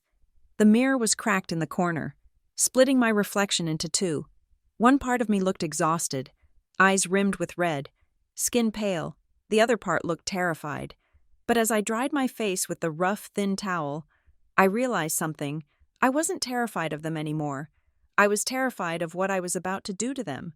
I was about to walk into a courtroom and dismantle my own parents. I was about to prove that the people who gave me life were willing to destroy it for a bank account. I went back to the bed. I did not get under the covers. I lay on top of the bedspread, fully clothed, my hand resting on the folder containing the timeline. I didn't sleep. I watched the neon light from the sign outside flicker against the ceiling. Pink, white, pink, white. Every flicker was a second ticking away. Every second brought the sun closer, and with the sun, the reckoning would come. Marin's words echoed in my head. Tomorrow is not for pity. Tomorrow is for payment. I closed my eyes and visualized the courtroom. I visualized my father's face when he saw me walk in. I visualized the moment the judge looked at the timeline. I was ready. Let morning come. The morning sun hitting the limestone steps of the Silverpine County Courthouse felt less like a new day and more like a spotlight. It was 8:30 in the morning.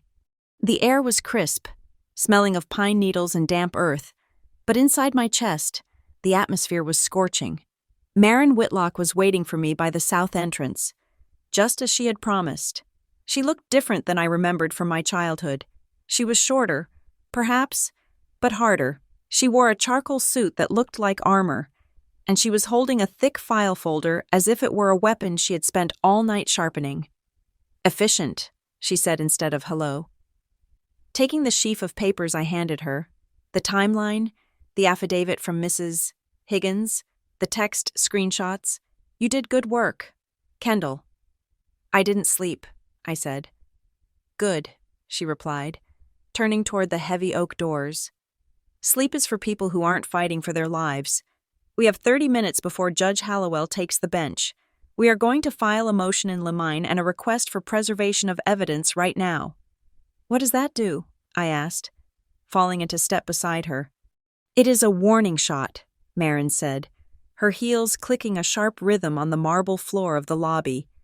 "We are formally putting them on notice that if they delete a single text message, erase a single voicemail, or shred a single piece of paper related to yesterday's stunt, we will ask the court for an adverse inference instruction.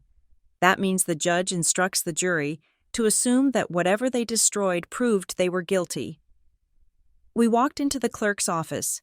Marin slapped the paperwork onto the counter with a sound that made the deputy clerk jump.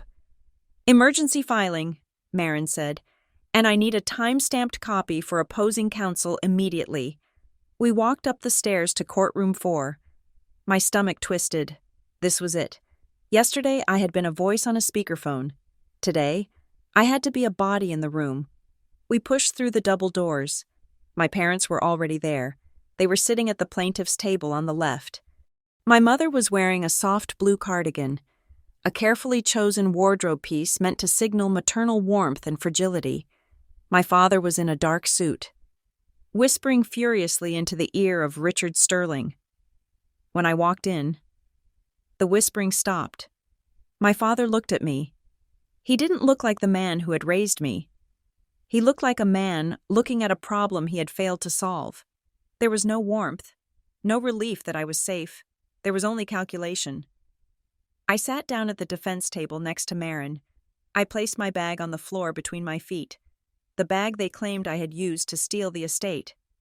"Don't look at them," Marin murmured, arranging her papers. "Look at the judge. Look at me. They are just scenery now." "All rise," the bailiff bellowed. Judge Hallowell entered. He looked tired. He looked like a man who had been thinking about lies and airline tickets since yesterday morning. He sat down, adjusted his glasses, and looked directly at Richard Sterling.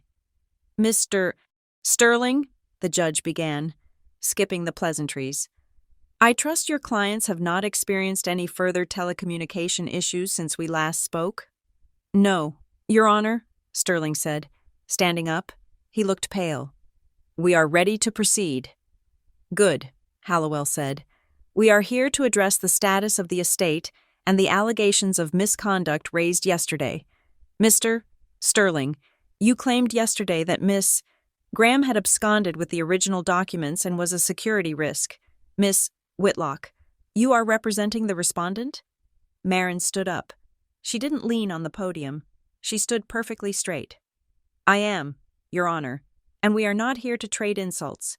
We are here to answer 3 simple questions. Who activated the security systems that detained my client? When did they do it? And for what purpose? Objection, Sterling said quickly. This is a probate hearing, not a criminal inquiry. It goes to fitness, Your Honor, Marin countered calmly. If the petitioners are willing to weaponize the police to prevent a beneficiary from attending court, they cannot be trusted with the fiduciary duty of managing the estate. Overruled, Hallowell said. Proceed, Ms. Whitlock. Marin picked up a piece of paper. It was the timeline I had written in the motel room.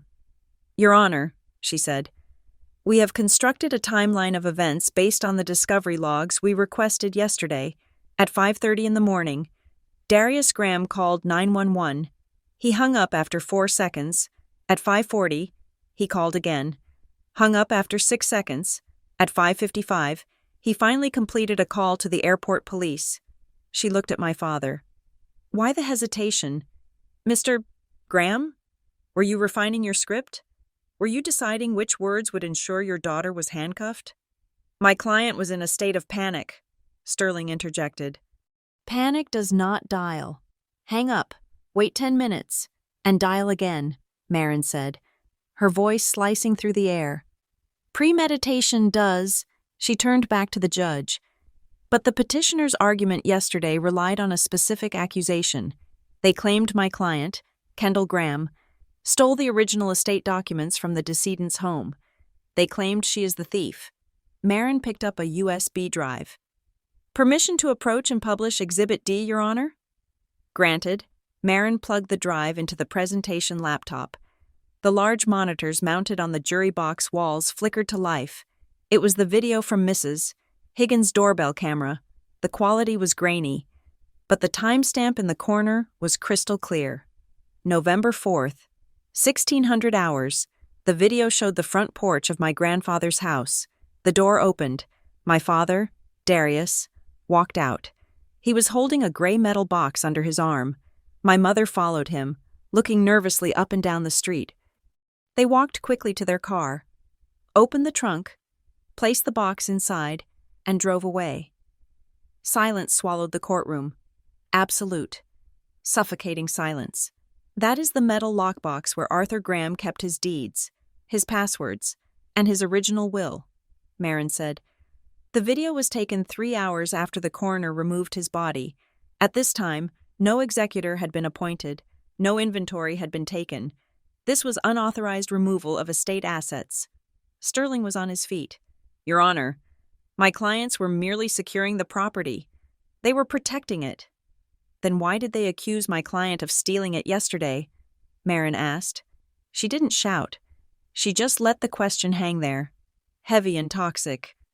They stood before this court and lied about the location of the assets to justify stripping my client of her rights. That is not protection. Mr.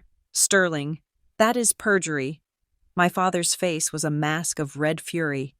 He leaned over and whispered something violent to Sterling. Sterling shook his head, looking down at his notes as if wishing he could dissolve into them. We have more, Marin said. She signaled me. I stood up. I felt my knees shaking, but I forced them to lock. I picked up the folder containing the screenshots. Your Honor, I said. My voice was surprisingly steady. Yesterday, while I was on the plane, after I had already cleared the police check, I received a text message from my father. I placed the document on the projector. It was the screenshot of the threat. If you force your way into this hearing, we will have no choice but to file for emergency temporary guardianship over you. This establishes the motive, I said, looking directly at Judge Hallowell. They created a false record of instability at the airport, so they could use it as grounds to file for guardianship. They don't just want to manage the money. They want to manage me. Because they know that without me, they cannot access the biometrically locked safety deposit box at the bank. Sterling froze. My parents froze. The air left the room. They didn't know I knew about the box. This is a pattern, Your Honor, Marin said, stepping back in. They label her unstable. They create incidents to prove she is unstable. And then they ask the court for control because she is unstable. It is a closed loop of manufacturing evidence. This is outrageous, Sterling sputtered. But his heart wasn't in it. My clients are grieving parents. This is a defamation of their character. Documents do not defame, Mr. Sterling, Marin said coldly. Documents only narrate. She walked back to our table and picked up a thick, bound document. It was the codicil, the amendment to the will my grandfather had signed 6 months ago. Mr. Sterling mentioned character, Marin said. Let us talk about the character of the decedent, Arthur Graham. He was a man who valued order. And he was a man who, toward the end of his life, grew deeply suspicious of his children's intentions. She flipped the document open to the last page. I am reading from Article 7, Section C, the Intentional Interference Clause. She looked at my parents. If any beneficiary is found by a court of competent jurisdiction to have intentionally obstructed, hindered, or prevented another beneficiary from participating in the probate process, or to have used deception to alter the administration of the estate, that beneficiary shall forfeit their entire interest in the estate. Their share shall be distributed as if they had predeceased the testator. My mother let out a small, strangled sound. My father went gray. They stopped her at the airport, Marin said, counting on her fingers. They canceled her flight. They lied to the court about her arrest. They removed assets from the home and blamed her. This is not just bad behavior, Your Honor. This is a violation of the specific terms of the will. By their actions yesterday, they have disinherited themselves. You cannot prove intent, Sterling yelled. Desperate now. They were acting out of concern. They thought she was sick. We can prove intent, I said. I reached into my bag. I pulled out the dispatch summary, the one document I had protected through the police interrogation, through the flight, through the night at the motel. Exhibit F, I said, handing it to the bailiff. What is this? Judge Hallowell asked, taking the paper. This is the computer-aided dispatch summary from the night my grandfather died, I said. 3 weeks ago, I pointed to the highlighted section. Read the notes, Your Honor. Hallowell adjusted his glasses. He read aloud. Caller requests civil standby. Adult son refusing to leave, pushing paperwork, reporting party states he feels unsafe. The caller was Arthur Graham, I said. The adult son was Darius Graham. I turned to my father. He called the police on you, Dad, on his deathbed. He called the police because you were trying to force him to sign something, and he was terrified of you. I turned back to the judge. This isn't new behavior. This didn't start yesterday at the airport. My grandfather died afraid of these people. He called for a civil standby because he needed a shield against his own son. And yesterday, when I tried to come here to honor his wishes, they used the police to try to stop me just like they tried to pressure him. Judge Hallowell lowered the paper. He looked at Darius Graham. The look on the judge's face was not anger, it was disgust. It was the look of a man who had seen the bottom of the barrel and found something digging underneath it. Mr. Sterling, the judge said quietly, your clients are arguing that they should be appointed personal representatives because they are the responsible parties. Yet I have evidence that they looted the house, threatened the other beneficiary, and had the police called on them by the dying man himself. Your Honor, I need a recess, Sterling said. I need to confer with my clients regarding these new exhibits. No recess, Hallowell said. Your Honor, Marin said, stepping forward. Given the extraordinary evidence of interference, and given the documented hostility between the parties, we are not asking you to appoint Kendall Graham as the personal representative today. We recognize that would invite further conflict. She paused. It was the final trap. We are moving for the immediate appointment of a neutral fiduciary, a third-party administrator, someone with no blood relation, no emotional stake, and no history of calling the airport police. We ask that the court appoint a professional trustee to secure the assets, inventory the safe deposit box, and determine the validity of the intentional interference clause. It was brilliant. By not asking for the power myself, I looked reasonable. I looked like I cared about the estate, not the money, and by asking for a neutral party, we were effectively locking my parents out of the room. A professional trustee wouldn't care about their tears. A professional trustee would just look at the math and the law. This is the only way to protect the estate from further looting, Marin added. Glancing at the empty space where the metal box should have been, Judge Hallowell nodded slowly. I am inclined to agree, he said. Mr. Sterling, unless you can produce that metal box in this courtroom within the next hour, I am going to grant the motion for a neutral fiduciary, and I am going to refer the matter of the intentional interference clause for a full evidentiary hearing. He leaned forward. And Mr. Graham, Mrs. Graham? If that box has been opened, or if a single paper inside it is missing, you will not be worrying about inheritance. You will be worrying about indictment. My father slumped in his chair. He looked small. The man who had terrorized flight attendants and manipulated police officers was shrinking under the fluorescent lights of justice. But I knew it wasn't over. The neutral fiduciary was just a placeholder. The real battle, the battle to enforce the clause that would wipe them out completely, was just beginning. And I was ready. I looked at the timeline on the table. It was a map of their destruction, drawn by their own hands. The wooden gate swinging shut behind me sounded like the closing of a coffin lid. But for the first time in 24 hours, I knew I wasn't the one inside. I walked to the respondent's table with Marin Whitlock by my side. I did not look at my parents.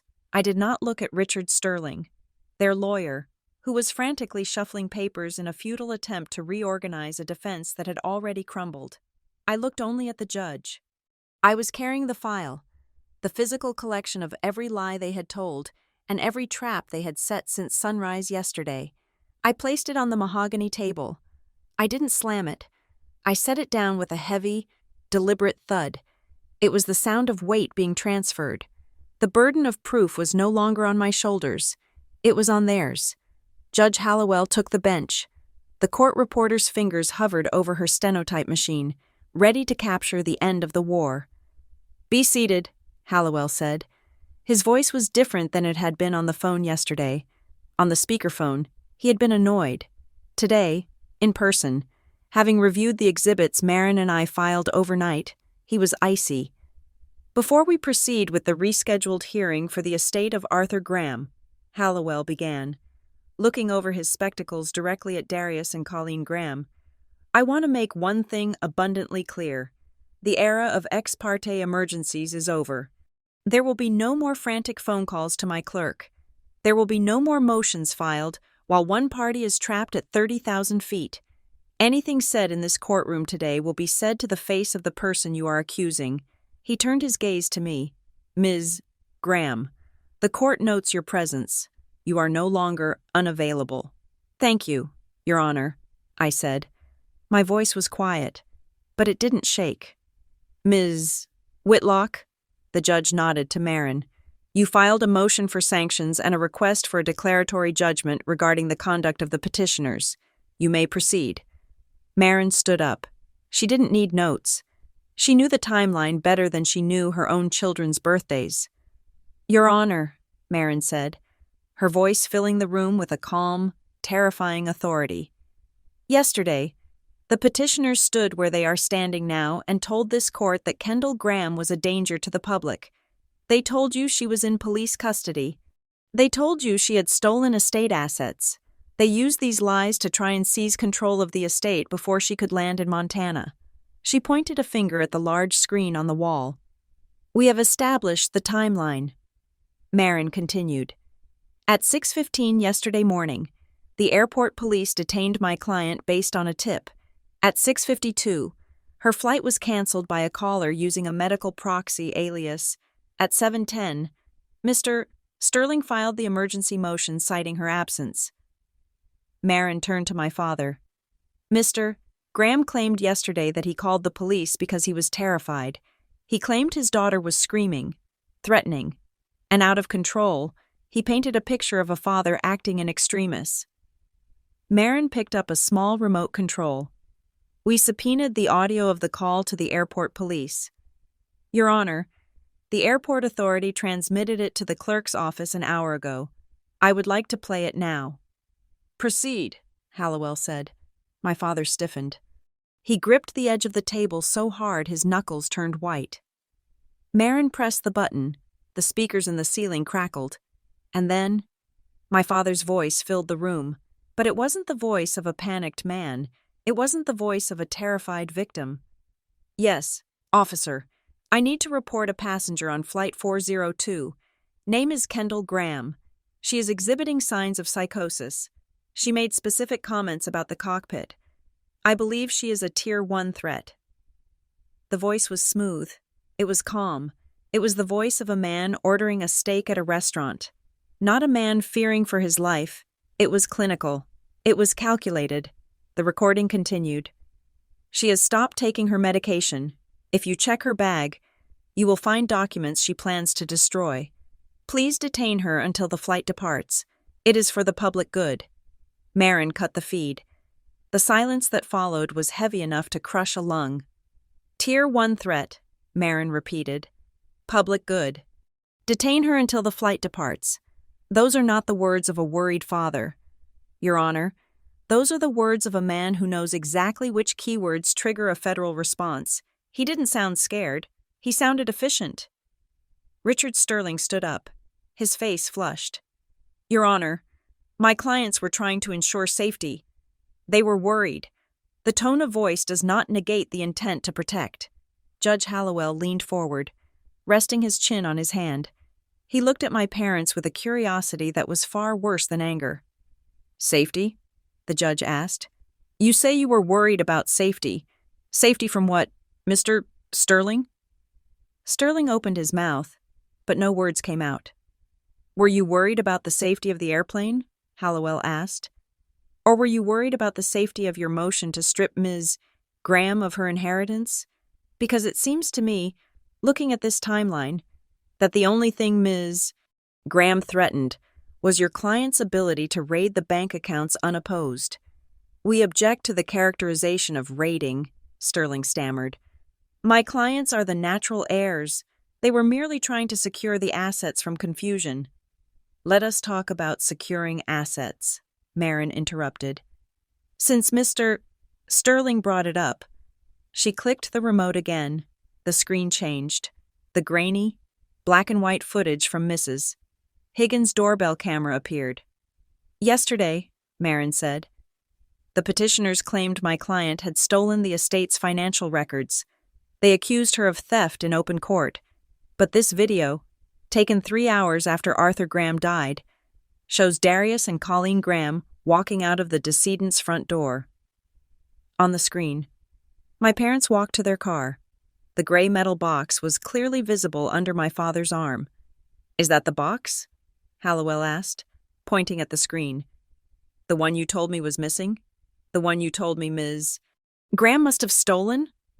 My mother looked down at her lap. My father stared straight ahead, his jaw working furiously. "Mr. Sterling," the judge said, his voice dropping to a dangerous whisper. "Do your clients have the box?" Sterling looked at his clients. They didn't look back at him. He realized, in that moment, that he had been lying to the court because they had lied to him. "I am not in possession of the box, Your Honor." Sterling said weakly, "That is not what I asked." Hallowell snapped, "I asked if your clients took it. The video seems to answer that question for us. They entered the house before probate was opened. They removed assets, and then they blamed the one person who actually followed the rules." "We were going to bring it to the bank," my father blurted out. It was the first time he had spoken. "We were just keeping it safe." "By hiding it?" Hallowell asked. "By accusing your daughter of a felony to cover your tracks? That is not safekeeping. Mr. Graham, that is embezzlement." "And finally," Marin said, playing her last card, "we have the matter of the instability claim. The entire basis of their emergency motion was that Kendall Graham is mentally unwell and that her grandfather did not trust her." I stood up again. I picked up the single sheet of paper that had traveled with me from the airport interrogation room, the dispatch summary. Your Honor, I said, this document is the official record from the night my grandfather died. It was generated by the 911 dispatch center. I read it into the record, my voice echoing in the high-ceilinged room. November 4th, 2300 hours. Caller, Arthur Graham. Nature of call, civil standby. Notes, caller requests police presence, states adult son is refusing to leave the premises and is pushing paperwork on him. Caller states he feels unsafe and coerced. I looked at my father. He didn't call the police on me. Dad, I said. He called them on you. I turned back to the judge. My grandfather wasn't afraid of my mental state. He was afraid of my father's greed. He died knowing that his son was trying to bully him into signing checks. That is why he amended the will. That is why he set up the biometric box. And that is why they tried to stop me from coming here today. They knew that if I walked into this room with this piece of paper, their entire story would fall apart. Judge Hallowell sat back. He took off his glasses and rubbed the bridge of his nose. For a long moment, the only sound in the room was the hum of the ventilation system. Then, he put his glasses back on. He picked up his gavel. He didn't bang it. He just held it, testing its weight. I have heard enough, Hallowell said. The motion to appoint Darius and Colleen Graham as personal representatives is denied, he ruled. In fact, I am permanently barring them from serving as fiduciaries for this estate. They have demonstrated a gross lack of candor, a willingness to manipulate law enforcement, and a predatory attitude toward the assets. Sterling slumped in his chair. My parents didn't move. They were statues of ruin. I am appointing a neutral third-party administrator, Hallowell continued. The court will select a trustee from the county list. This trustee will take immediate possession of all assets, including the metal box, which you are ordered to surrender to the marshal's office within 1 hour. If that box is not on my bailiff's desk by 11 o'clock, I will issue a warrant for your arrest. He paused, looking at the police incident slip I had submitted. Furthermore, the judge said, his voice hardening, the evidence regarding the call to the airport police and the interference with the airline reservation is being referred to the district attorney's office and the Federal Aviation Administration. Making a false report of a security threat is a crime. Impersonating a medical proxy to cancel a contract is fraud. This court will not shield you from the consequences of those actions. You may face civil and criminal liability for what you did yesterday. My mother started to cry. It wasn't the soft, manipulative crying she used to get her way. It was the ugly, jagged sobbing of a woman realizing the walls were closing in. But there is one final matter, Marin said. The codicil. Yes, Hallowell said. The anti-interference clause. Marin picked up the will. Article 7 states that if any beneficiary intentionally hinders another beneficiary from participating in the probate process, they forfeit their share, Marin recited. We argue that the intent has been proven, Marin said. The audio proves they wanted her detained. The airline logs prove they wanted her grounded. The false motion proves they wanted her silenced. They achieved a trifecta of interference, Your Honor. They didn't just try to stop her. They succeeded in delaying her, and they used that delay to try and rob the estate. Mr. Sterling? Hallowell asked. Do you have any defense against the application of Article 7? Sterling stood up slowly. He looked at the audio transcript. He looked at the doorbell video. He looked at the dispatch log. I have nothing, Your Honor, Sterling whispered. Then the ruling is clear. Hallowell said, based on the overwhelming evidence presented today, I find that Darius and Colleen Graham have violated the anti-interference clause of the codicil. Their interest in the estate of Arthur Graham is hereby suspended, pending a final accounting. The distribution they would have received is frozen. The judge looked at me. Ms. Graham, you are recognized as the sole remaining beneficiary in good standing. You are hereby authorized to accompany the court-appointed trustee to the bank. You will provide the biometric authentication to open the safety deposit box. The contents of that box will be inventoried in your presence. Thank you, Your Honor, I said. This hearing is adjourned, Hallowell said. And Mr. Graham? If I were you, I would save whatever money you have left. You are going to need a very good criminal defense attorney. Bang. The gavel struck the wood. The sound was sharp, final, and cleaner than anything I had heard in years. I stood up. My legs felt light, as if gravity had released its hold on me.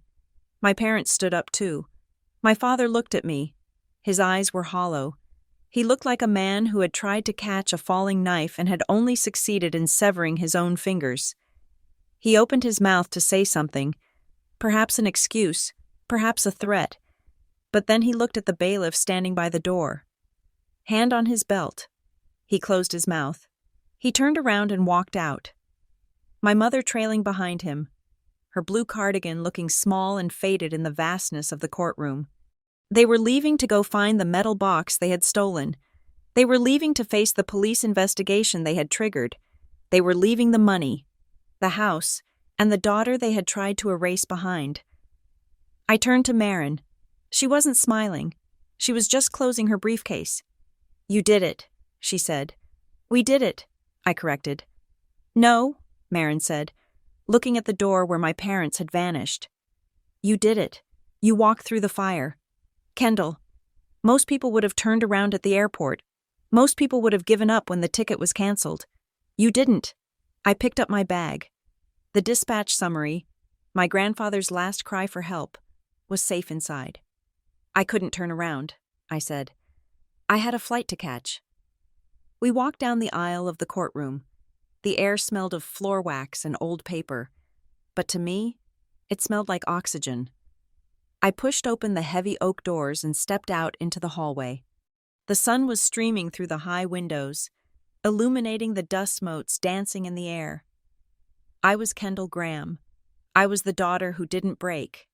And as I walked toward the exit, toward the bank, toward the legacy my grandfather had protected for me, I took my phone out of my pocket. I deleted the text message from my mother. I deleted the voicemail from my father. I cleared the history. The story of their control was over. My story was just beginning. Thank you so much for listening to this story of betrayal, justice, and the ultimate courtroom payback. I would love to know where you are tuning in from today. Are you listening from a busy airport, a quiet room, or maybe on your commute? Let me know in the comments below. I read every single one of them. If you enjoyed seeing Kendall take down her toxic parents, please make sure to subscribe to Kate Revenge Stories. Hit that like button.